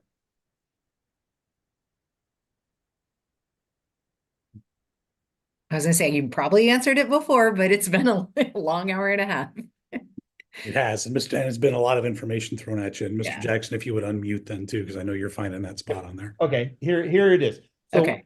remember, Harbin points are assessed based on a win. Right now, we have 4 divisions based on enrollment. So these numbers have changed since we started doing this. A 4A opponent is a 4A opponent. So that's how they would amass their points. So Legacy plays Mojave. They're both 4A. Legacy beats Mojave. Legacy gets 6 points. And then they get the second level points that Mojave would provide them based on their strength of schedule. It doesn't change the factors based on the 4A. Everybody is 4A, and we are all 4A based on enrollment anyway, by regulation. We then use a rubric to place us into the 5A, which is how we've been doing it before. So now it puts everybody into this system based on their enrollment number, and the value is the same. The 4A points on the first level, which I'll just go down here, are always going to be the same. Okay? The first level will always be the same. A team that you play and you beat that has 3 wins, that is worth 16.5 points. That's based on a 3A. We're not going to use 3A. I used it as a mathematical factor. 5.5 times 3 is 16.5. Then they get the second level points based on their strength of schedule that they've played. So if you are Legacy and you play, I'm going to use, I need somebody that was 0 for, somebody that was 0 for 9. Their second level points are going to be 0. They have none. They haven't beat anybody.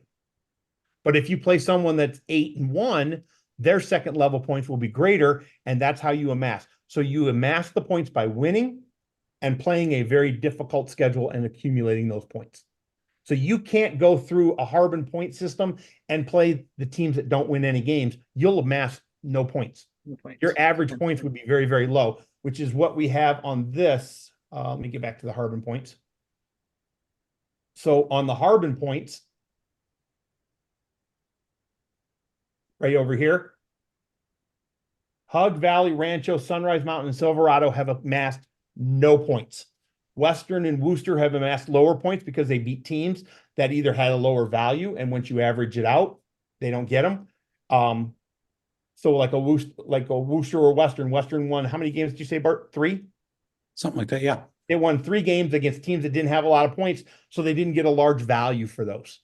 So that's how it works out. Okay. In the Mojave situation, Mojave beat a lot of teams, and they beat teams that had winning records that had second level points. That's why Faith Lutheran, if you look here, has the most points because they haven't lost. They have no losses. Bishop Gorman went out of state and lost to Matter Day. Matter Day. So they got no points for Matter Day at all. So that's how they are behind Faith Lutheran. Faith Lutheran has one more win than them, amassed more points than them, and their second level points are very similar because they're playing other teams in the state. So that's how that works out. And that is the fault of the system. That is the fault of the system. Because And what- anybody that thinks that Faith Lutheran is going to beat Bishop Gorman is in another universe. Well, but I would also say that's why we had to look over here at the Max Preps rankings and the rubric rankings. We can't use, in my estimation, we cannot use one system. Yeah. We cannot use one system. And I will tell you this, Cove, until everybody plays everybody, any given Sunday. It could happen. We don't know that. Except predict. except for one team. Well, Except for one team. And we all know that. But we can't go down that road in this. We've got to figure this out. So correct. Thanks. And to what Mr. Jackson said about we can't use one system. If you looked strictly at the numbers of any one of these systems, and you looked at the school name and the rating, you're going to find somewhere in that top 5, maybe even top 3, somebody that you think doesn't belong there, or somebody that you think, hey, wait a minute, why aren't they there? That's going to be true of any system we use. We've discussed some of the issues of the Max Prep system. I've heard a number of times the rubric's flawed. Well, the rubric wasn't really meant for this particular situation. Again, are we also trying to take basically the same data and shape it till we find the result we want? That's something to be leery of. I do want to get some people I know don't know how to raise hands, and I want to make sure that if you have a question or a comment, you are heard. So please, if you do have one, please do speak up at this point. Make sure you unmute. Art, would you come in for the North perspective on this, please? We've heard a lot from the South. We've only heard a little bit from the North. What's your feelings on this? It's completely different. Art Anderson, 4A5A North. It's completely different than anything we've done in this state before. Tim being from Ohio, me being from Indiana, we're more used to a system like this. And I think it's very unique. I think it might be time that we try it. Our region tournament that we're going to play up here in the North is very redundant to what our season is. That's why I think it'd be interesting to find something new. And if this is it, then I could definitely be all for it. I could advocate for it. I think it's going to be important that the NIAA does divide the teams into leagues, especially as we begin this, because we're going to go from 7 divisions down to possibly 4, and everybody has their own say in that. I think the more we play each other locally, the better. And that's why I think it would be important to lock in at least 8 games somehow in the state of Nevada. I think that will help the situation possibly. I guess those are the comments that I have for right now. It would also help if Washoe County and Clark County would help with transportation, as far as maybe even using Clark County and Washoe County buses instead of having to find charter buses, even for those counties. But that might change them. I mean, they might have to change their own philosophy in that as well. I don't want to put Mr. Taylor on the spot here, or I know Mr. Schreiber's spoken up as well.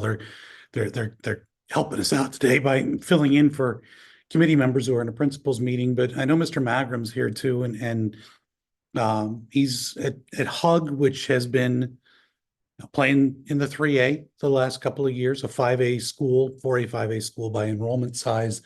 And, Mr. Magerman, I don't know if you have any thoughts on this too, if you want to add anything. Sorry for putting you on the spot. No, that's okay. I mean, I would echo a lot of what Art was saying. I like being able to see something new, and being a math person myself, involving a lot of the math behind it to give reasoning and logic to things is, something I'm definitely in support of. And I think, looking at leagues, as we move to that part of things, geographic, I think makes a lot of sense too. I know just within our northern group, a few emails that we were discussing things, that was one thing that I brought up. We're already kind of doing that with, soccer up here. So I think similar leagues make a lot of sense for travel and, seat time in classes. As far as the postseason goes, I think we're getting our best football programs from the big schools into the postseason by doing this.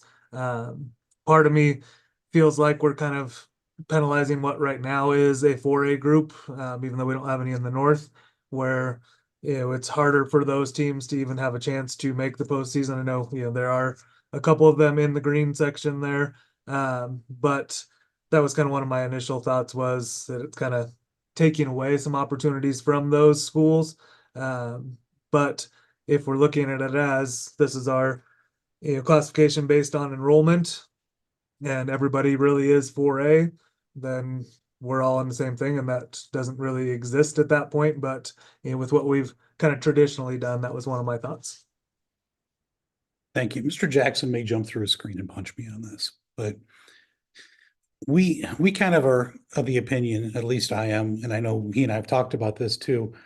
I don't like to expand for this sake of expansion, to put more teams in a classification or into a playoff where maybe they're not going to be competitive. That kind of defeats the purpose of it. That all being said, what if we looked at those numbers that Mr. Jackson has up on his screen right now and took that tan or beige or whatever color that is and expanded that to 8? And then we went 16 below that to go through 9 through 24. And again, we're looking at this as though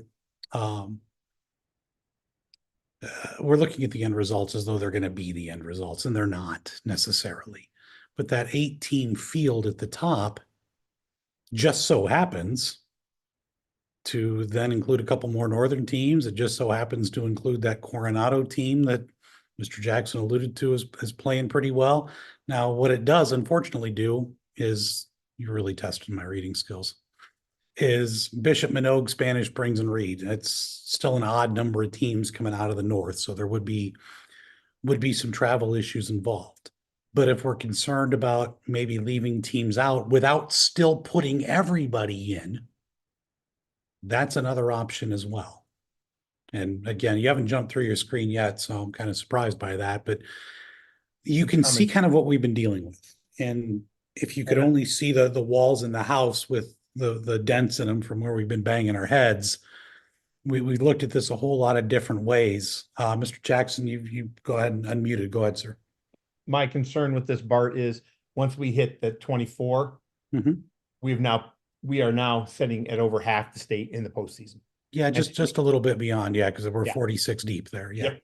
And that's my biggest concern. That to me is I'll be honest with you, I just don't like it. I don't.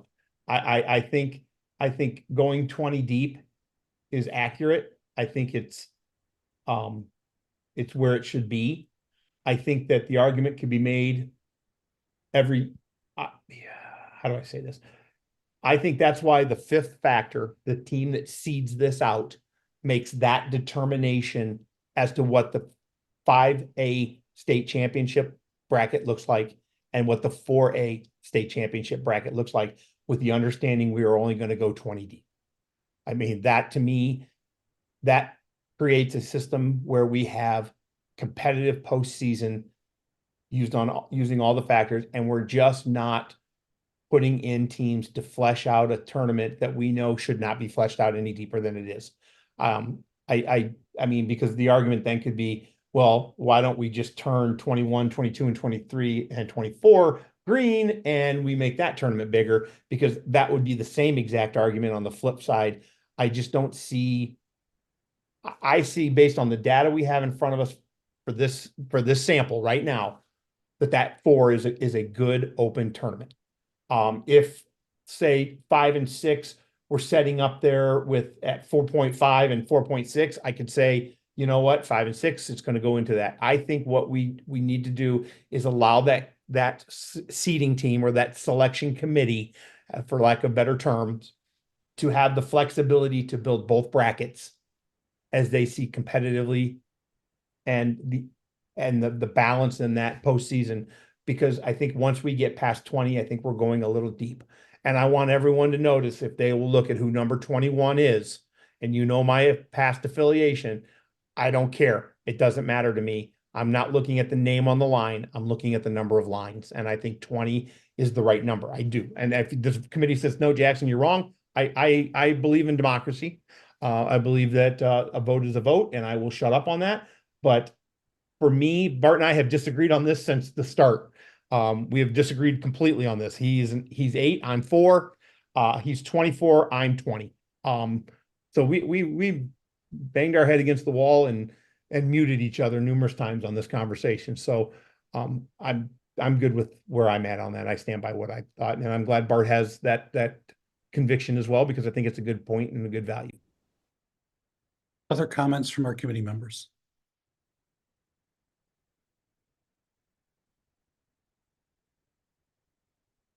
At least those who haven't had to leave for lunch duty. I just made everybody look at the clock, didn't I? We have an emergency board meeting coming up. I don't believe the date has been set yet, but I believe we've got a date range, Mr. Jackson, on that. Yeah, it's 14. It's date range is 13, 14 of next month of November. We need to have something to present to the board at that point so that we can lock the policies and procedures into place, so that when we come together on December 3rd, we can figure out which way we're going, and that people can start after December 9th setting their schedules for all fall sports, for some of you for your entire sports season. So we've presented some different things. Before I continue to babble, Mr. Polzian. Hey, Mr. Jackson, I know you talked to some principals. Has this also been presented to some of the football coaches? Like, were they supportive, or they haven't seen this yet either? We're all seeing it the first time today, or? Tony, that's a great question. No one has seen the final product. I will tell you that everyone has seen at least one part of the product. Not everyone saw the Harbin points. They just knew I was discussing them. They hadn't seen what the results were. No one saw the actual results. The conversation I had with the principals was that I was looking at all of the plans that had been submitted. Using Max Preps had been submitted with one of the coaches' proposals from the South. Our rubric had already existed. I mentioned the Harbin. I did share the Harbin with some people in the North and talk to them about that. I will tell you, columns V, W, X, and Y, the combination of those together is the first time anyone has seen this. But all of the different methods have been spoken about, and the combination of some form of that. So to say that the principals had this exact data, no one has had this data. No one has. You're the first group to see it. That's why I wanted to do it this way, so that when we presented to you, there was a finalized presentation from me and our office. And that way now we can go back and say, yeah, we can move it forward, and we can say we want these caveats, or you guys can come back and say, nope, we want to do this. But what I'm saying is, it's very vital that at the end of this meeting, we know what we're going to take forward to the board, and we can flesh that out. That's a very important aspect of this. Mr. Levitt. Thank you, Mr. Davis. Just for clarification, before my sense is the meeting's kind of wrapping up, as I'm seeing this, it does, and I just want you or Tim to respond. does it do away with any sort of regional championships in the sport of football? And so that's one thing that I just sense that we're going to get some pushback on.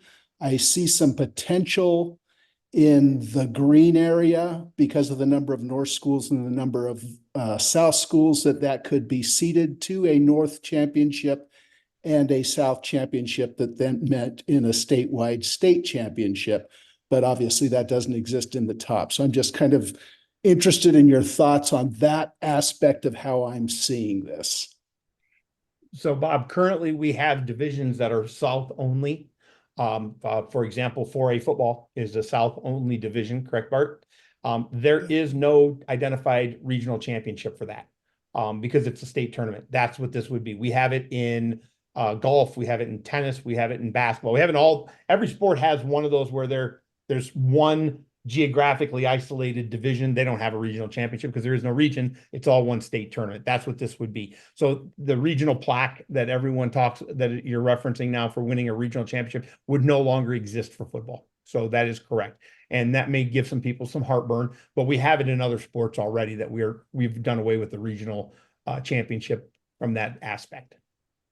So thank you for that. And I appreciate that. So just to throw another curveball at you, would something like this answer the problem that we have with girls golf, for instance, where there's no real right place to put the North 4A or 5A when we see what the results are in the state championship?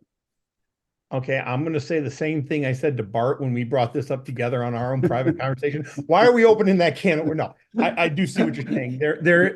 This is not something that can't be, I hate to say it, it is malleable. It is malleable to other sports. Do I want to go down that path with other sports? Not yet. I'd like to see if this would work first. But Bob, what you're saying, I see this as malleable for tennis and I see it for golf. And perhaps other sports as well. Girls, sorry. Swim. I mean, let's just say, would it work in other sports? Yeah, it would work in other sports. Are we there yet? I don't know. I know Bart and I've had that conversation. And for clarification's sake, just so everybody out there that's listening understands this, our Board of Control has already approved the policies and procedures for every sport other than football. So what we're discussing here is strictly football. Could it open the doors for something down the road? Anything can open the doors for anything down the road. And I'm just not taking a step down that path, just not. Other questions, other comments from our committee members?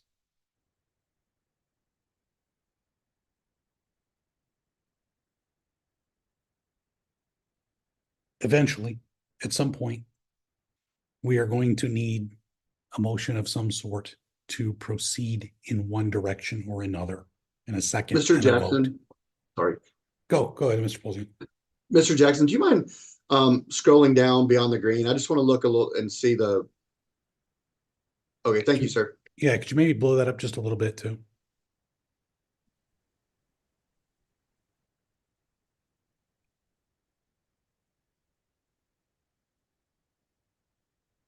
Mr. Polzian's interested to see who some of those teams that are outside the rangefinder are going to end up.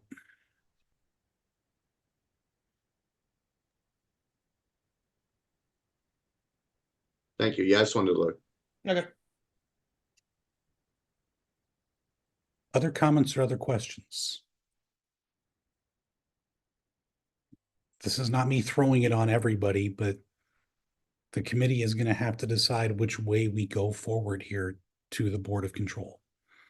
This can't be a decision by Mr. Jackson. It can't be a decision by myself. We are not voting members of this committee. We need to know how you feel about this. If it's something you want to go forward with, if you'd rather go forward with something you've already heard. All those options are out there at this point, but as was mentioned in the last meeting, we can't keep kicking the can down the road. Something has to be decided. Something has to go forward to the board, and there's no guarantee the board's going to accept it. We hope that they do. We hope that whatever we put together is the right proposal. They accept it, and we move forward from there. But we also need to make sure that whatever it is we're doing is right for as many as possible. Hey, And this Bart is and where we Tim, need to hear your thoughts. Yeah, Mr. Schreiber. Yeah, hey, real quick, can you just, I mean, you've talked a little bit about what a seating meeting or whatever you want to call it when we get to that postseason breakdown. Can you just kind of, what does that look like? What does it look like when we take these top 20 teams based on the rubric? What is that seating meeting? What's the conversations going on in that room? Mr. Jackson? So I think that's a great question. I think what we would do is we would come together and we would look at these 20 teams. And based on that information, I think we would then decide who's playing the best at the current time, where are they in relation to their peers, and what that would look like. So I broke this into 4 and 16 because if I were sitting in that seating meeting, I would make those 4 the 5A. That would be the 5A open division right there. And then I would seed the rest of these out. And those conversations would then be, where do they fit? Where are they at geographically? What are the travel constraints? Who are they going to play? What matchups would get us to the best possible end? And then we would put them on the lines. Literally, that's exactly how I envision that being. I envision that committee being 2 members from the staff, be that Bart and I or whoever it is, but people who have an intimate knowledge of what we're trying to accomplish. And I see the committee as being 4 people, and the 2 other people that would be involved would not be coaches in this tournament. Not saying they wouldn't be a coach from the 3A, say they wouldn't be a coach from the 1A. I'm just saying that the coaches that are involved in this, I don't think they should be the ones making the determination. I think they should be objective individuals. And I don't mean that in a negative way. I'm not saying that, Rich Morocco can't be objective. I'm just saying that I don't want there to be any appearance of non-objectivity. I'm looking at Bob Levitt right now, and I'm saying, Bob Levitt as a commissioner for the North would be a voice we would want to have, perhaps.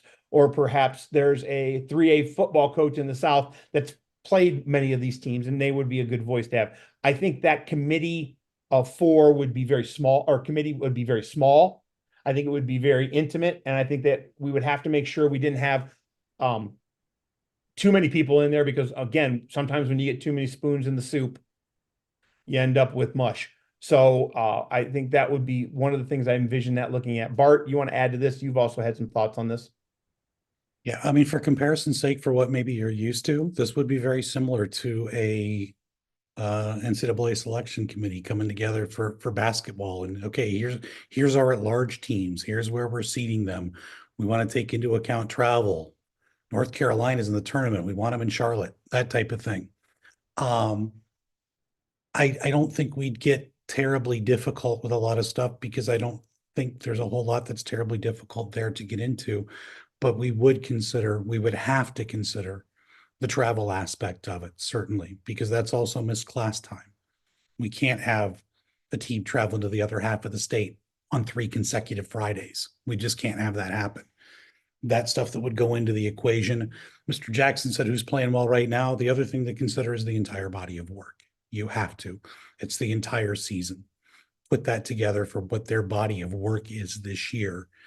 The NCAA does stuff like who's injured, who might play a factor in it. What I really think the committee's objective should be, and we've started to, in case this is the way we go, put together some guidelines on it. You would ideally want your committee to seed this tournament as best they could based on number 1 seed. That's who you think's got the best shot of winning it.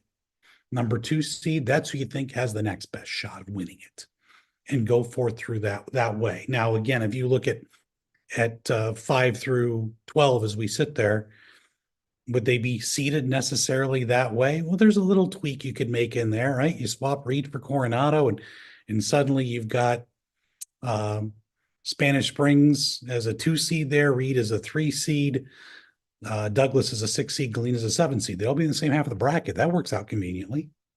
I think you'd kind of stick to body of work, to how they've competed against each other. If you've got situations where they've played each other, that's a great factor in all of this.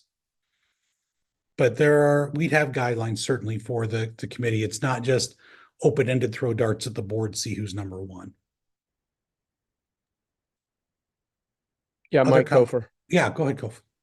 And I know we've been talking mainly about playoffs and down the road, but and maybe this subject was broached and I was digging into some other stuff and didn't quite hear it. But how would regular season scheduling be played out? Would that still be broken?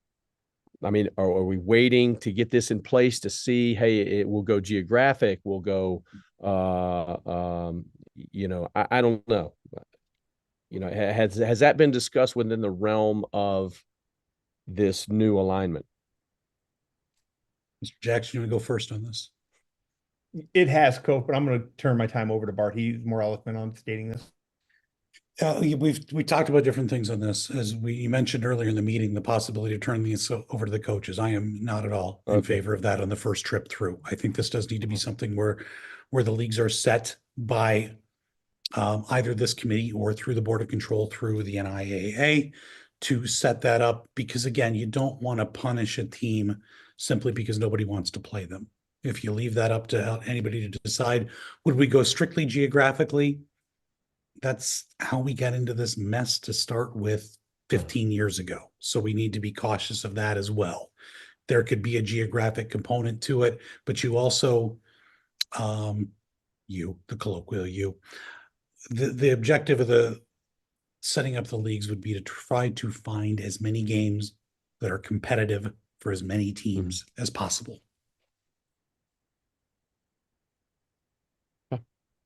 Kof, anything else on that? No, sir. Okay, thank you. Any other comments from any other committee members? I know we don't want to kick the can down the road, but there's a part of me that thinks that 10:57 a.m. we're sitting around here waiting to make a decision that is going to be a difficult one, and we all know it is. Mr. Polzian. For those of us that are not on the Board of Control, is it something you feel like that they would be supportive of this proposal? Mr. Jackson? You know what? I think if we could come in with a proposal that we can back and support and show rationale for, I think they would. I think what would push this greater is if the committee agrees to this proposal, and I'm not saying you have to one way or the other. I understand that. I know how this works. I think that we would do a full court press from our side to make sure that they have all the information that they want and require, and that they can then make an informed decision. I think it meets the needs that we have been pressed with by the board and by our other outside entities, that we've taken everything that they've presented to us, everything, and added our own twist to it. I will tell you the Harbin is a twist, but we have taken everything that they have presented to us as a committee, all the different things from schools and everything else, and we've gleaned it out to this. Is it perfect? No, it is not perfect, but I think it meets what the requirement was. I think it meets what our duty is. And I think if the board is presented with that information, I think they can get behind it. I will tell you that the minute this committee approves anything or doesn't approve anything, the special interest groups will start their full court presses. This isn't what we want. This isn't fair. This doesn't do what we need it to do. And that's always going to be there because they will look through it through their own lens, which they're doing right now as they're listening to this. They're looking through it through their own lens, their own bias. We all bring our own bias to it. And I think that's the issue, Tony. But I will tell you, conversations will be had. Information will be shared. There's nothing that's not transparent. I know people are going to say, well, you just dropped this on us today, because we had to. We had to come together and bring this. To me, I told this to the principals. This was a whiteboard that I put this on. If the committee says, nope, erase it, get rid of it, then we erase it and get rid of it. But at the same time, the board has asked us to asked the committee to come back with something. And the parameters they gave were that they did not want the 7 divisions of football. We have all agreed that seems to be too many. So that's where we're at with this. And I can't tell you how they're all going to vote because I don't know how they're all going to vote. I can just tell you. I think this legitimizes the playoffs more, in my opinion, just because, with everybody getting in now, I mean, these teams with 0 wins, in playoff games from coaching and programs being on that end, like I just want to check in stuff at that point. So I do appreciate the fact that this seems like it makes you're going to have to work to get in the playoffs. But I do think the only way this works is if we do keep everyone in leagues, just for scheduling purposes. I think that would be the only way, is that we do continue some sort of league alignment, so we're not avoiding scheduling people and the such like that. So. And Mr. Polzin, let me ask you this, because you're at a school that you're in a spot in 5A Division I right now, where you're in what we would all consider to be the top league in the state. You're playing the best teams in the state in many cases, week in and week out. Your school sits at number 20 in this. I don't think anybody started the year thinking Foothill's the 20th best team in the state. Probably would have had them higher than that. When you look at this, and again, we're all trying to take the team away. Let's look at how the system actually works. Would you be okay with this at your school? That you fell there despite the fact that maybe you're not the 20th best team in the state. Maybe really you're the 8th best team or 9th best team or somewhere in there.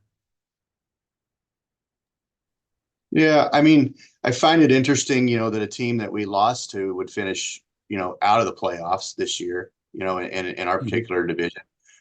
But again, if you want to get in the playoff, that's the hard thing is, in baseball, they talk about you're not a AAA player, you're a 4A player, right? Yeah. Like we were kind of in between, right? 5A2 and 5A1. And then, with the way the league alignment was set up, it pushed us up into 5A1. But I don't feel like, for the most part, with just a couple exceptions, we were uncompetitive in the games that we lost. I mean, there've been a lot of really good football games in 5A1, and honestly, I think that's probably where we belonged. But looking at this, I mean, looking at the teams below us, yeah, probably. I mean, are you going to run into the wrestling argument of, well, look at representation? The majority of the schools are in the South. You run into that representation at the state tournament conversation, right? But just looking at the teams in the green, I think that's a very competitive playoff format. Good luck getting four people to agree on how to seed it, but find one game out of that entire group of teams right there that's probably not a very good competitive playoff football game. I mean, the early round games obviously are early round games typically, but as you get deeper into that bracket, I think you're going to have some very good football games.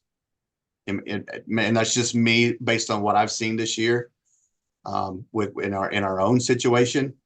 But, and then, reading scores from across the valley, but I think that's a very viable postseason bracket right there with that particular group of teams. And I could just be delusional, but just looking at it, I think it's a great bracket.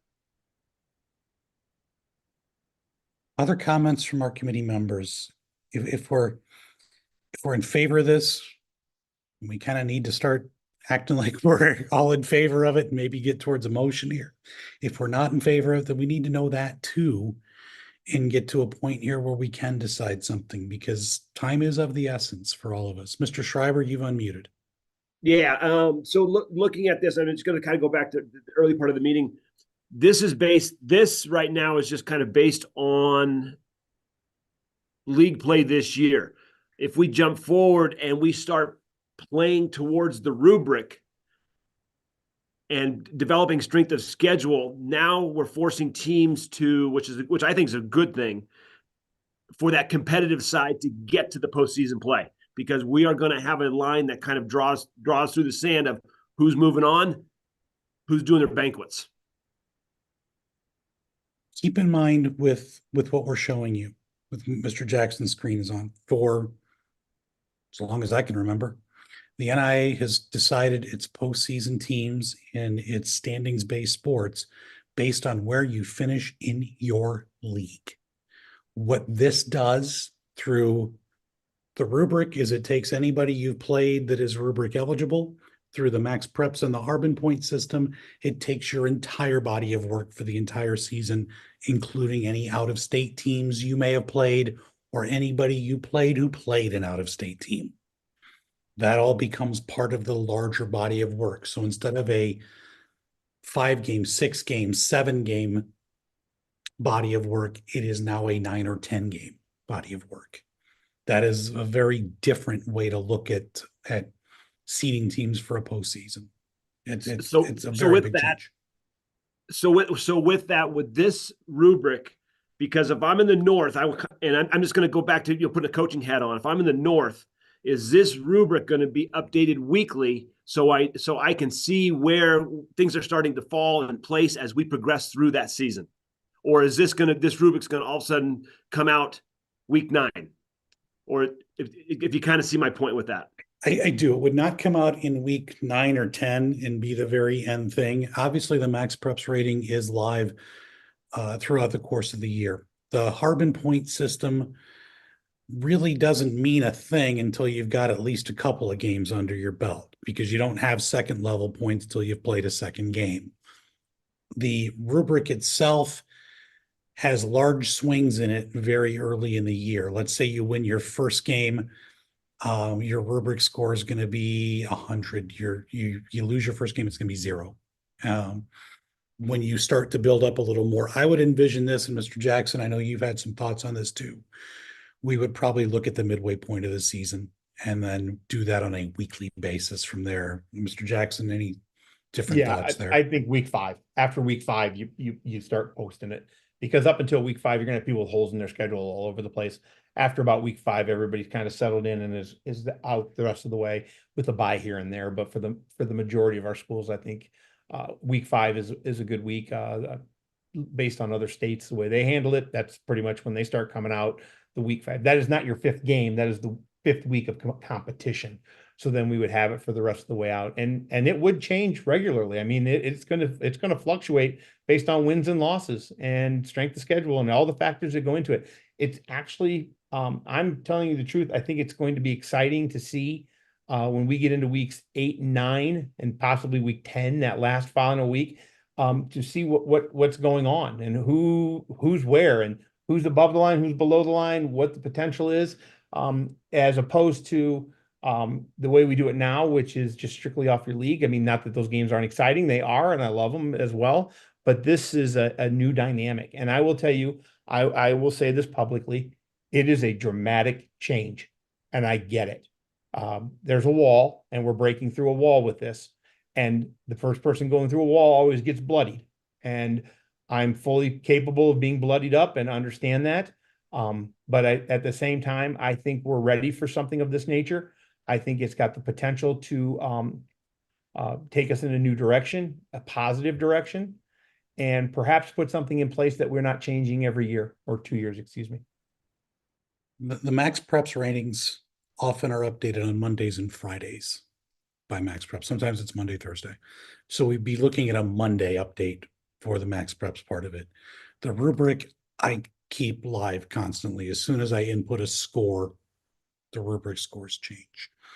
The Harbin point system, because we would have teams playing Friday, some teams playing Saturday, where we'd have to collect those out-of-state results, I would think we'd be looking at probably a Monday type of release, let's call it, of what the points would be on a weekly basis.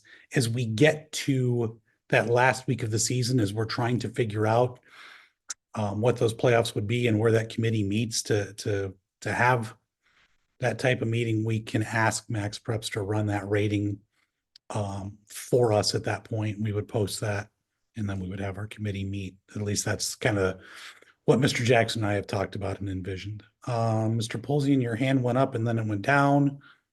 Yeah, I was just going to say there should just be after week 5 a weekly show, like a BCS show, where Tim just releases the rankings weekly. I'm all for that. Yeah. Maybe I can get Herb Street to join me. There we go. Now we're talking.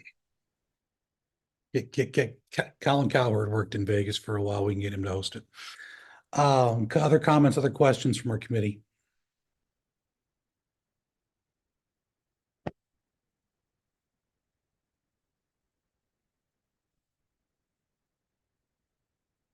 If we don't have other comments or other questions on this, Are we just waiting for are we ready to make any sort of motion on this? I don't want to rush anybody. By the same token, we've been here for 2 hours and 10 minutes. I don't think this is rushing at this point.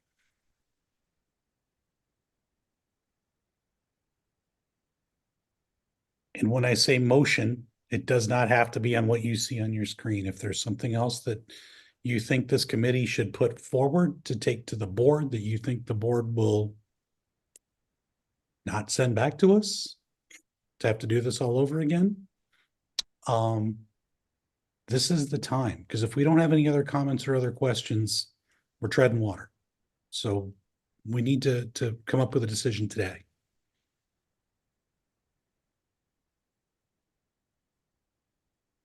I don't know that you mean to show your email here, Mr. Jackson, but your screen share is still on.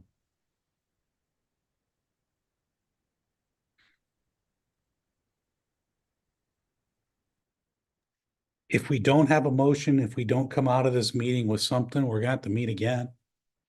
And I don't say that as a threat. I'm just telling you, we need to have something to take to the Board of Control for that When is the emergency Board of meeting. Control? When is the Board of Control's emergency meeting? As Mr. Jackson alluded to, there's a date range in there that we're looking at November 13th or 14th, somewhere in that time period. So 2 weeks.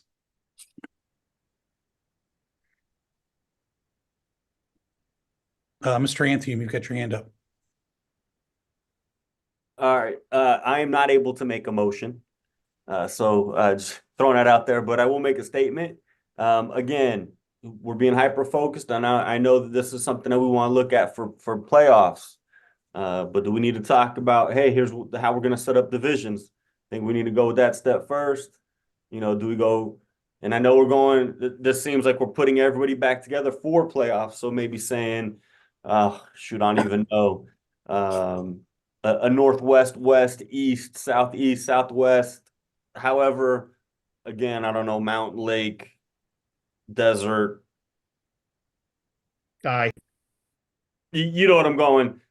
Basically saying, hey, here's what's our divisions, so that will be set up. Again, whether it's realigned through the rubrics, whether it's realigned through geographics.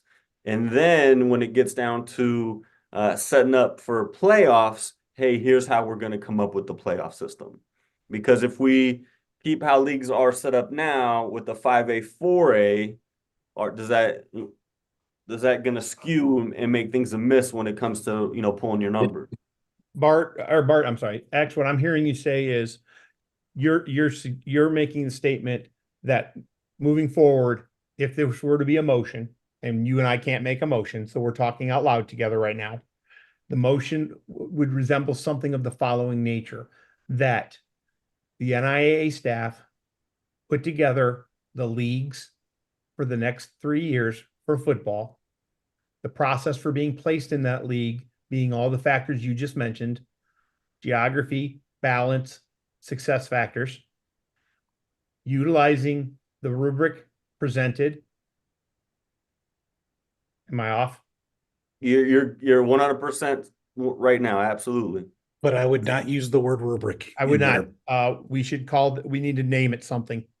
Just the method or system, whatever for right now. The method presented.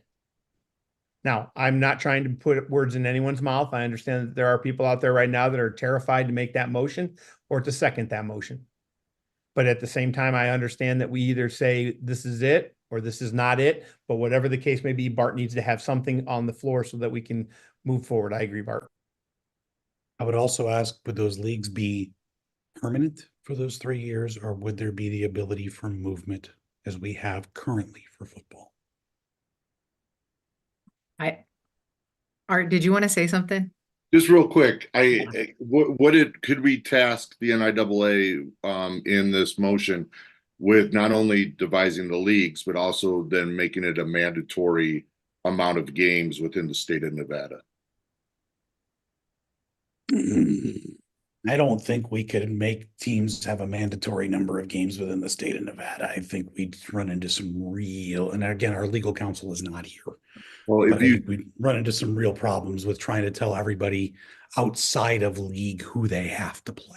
Right, but can the leagues be devised so that there's a certain number of games that they have to play within the state of Nevada? Any motion could be made there, and I'm trying to not put on a legal hat because I'm not a lawyer. By the same token, as we've kind of discussed too, when you start putting teams all into the same league and playing that same group of teams, it actually gives you less of an idea of the competitiveness between leagues and how teams go from one to another. It really shortens that spider web. The smaller leagues give you more of an opportunity to play outside and more of a crisscrossing, if you will, so that maybe you've got some teams that do play inside the state that now play each other, and you get a better overall representation of how one team compares to another team through all of those different methods. Agreed, when the teams play each other within the state. Agreed.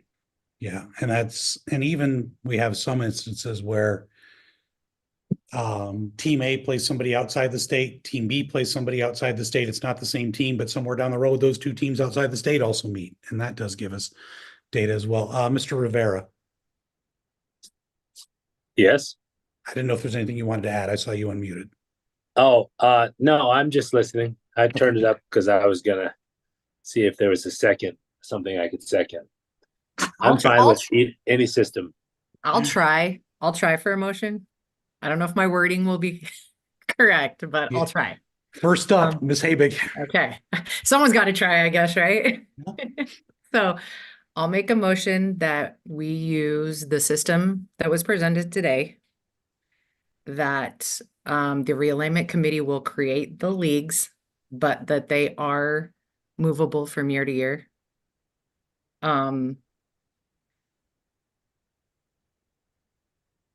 That I'm trying to think if there's anything else.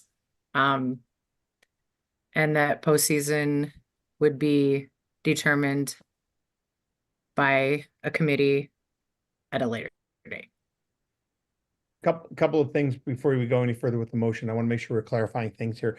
It Yes. said motion to accept the system as presented. Do you want the committee to make the leagues, or do you want the NIAA to make the leagues as we're putting this all together? Because you said to create the leagues. NIAA. So that I want to make sure we get that right. And do they have to be movable, or are you recommending they're movable? I'm recommending that they're movable. Okay, so they don't have to be. They They don't can be have to. recommended. Okay. Okay. I'm not trying to put words in your mouth. I'm trying to make sure I say it the right way. Let me, again, before we get a second, we can't really have any discussion here, but I want to make sure that this motion that Ms. Habig has made is correct. You want to use the system that is presented today by Mr. Jackson. The NIAA would create the leagues. You would recommend that those leagues be movable, malleable from year to year, and that postseason would be determined by, the seating would be determined by a committee. Yes. Is there a second to that motion? Domingo Rivera, I second the motion. Yes. Okay. We have a motion by Ms. Habig. We have a second by Mr. Rivera. Discussion, comments, questions. Mr. Anthiam, your hand is up. For clarification, when you say NIAA, I'm assuming the NIAA staff. Ms. Habig, is that your intention with it? Yes. Okay. Look at everybody thumbs up and on that because they know they don't have to be involved. Mr. Polzian. I don't know if it needs to be added, but like, I think when Tim initially was not putting words in our mouth, like when the NIA staff are creating these leagues, they do keep in mind competitive balance, geographic areas, traditional rivalries, things like that. Does that need to be added, or is that just implied? I believe, and correct me if I'm wrong, Mr. Jackson, on this, that is all part of the NAC, actually, as we set up leagues, that other factors are considered into that. Yes, it is. Matter of fact, it's written, it's its own line in there. So I don't know that it needs to be added. It's kind of like when we had that meeting back in August where we kept throwing motions in there that Mr. Davis keep the pairwise and show us that. We kind of understood it. But again, I don't want to take away from Ms. Habig's motion if she wants to put that in there either. She's good with that. Any other comments, any other questions?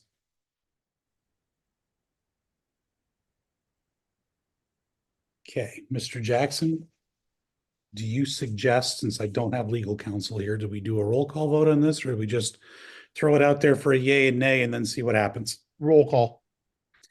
Okay, we need to make sure that everybody's still here too.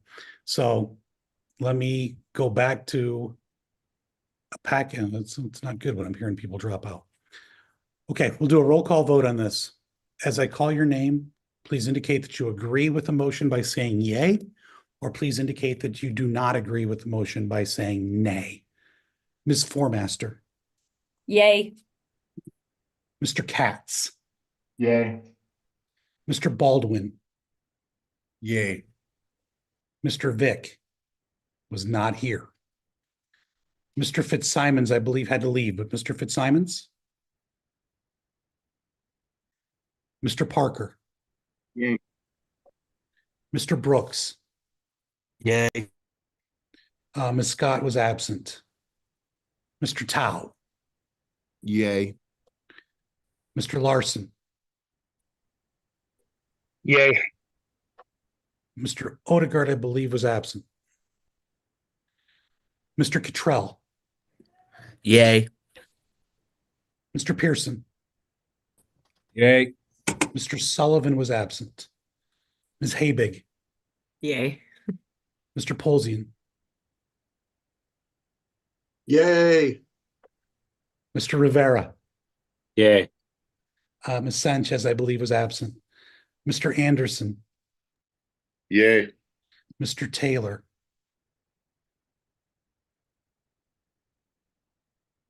Mr. Taylor, are you still with us?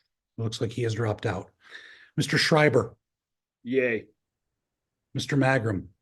Yay. If only I had known it was going to be that easy. We have 15 votes for the yays. Is that what you got, Mr. Jackson?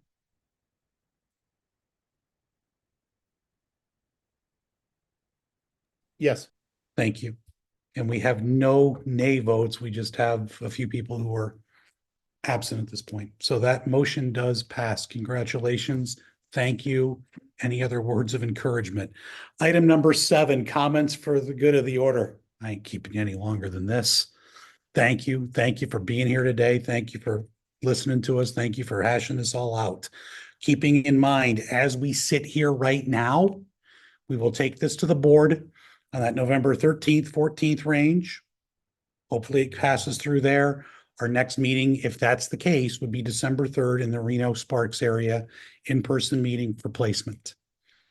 Any other comments from our committee for the good of the order?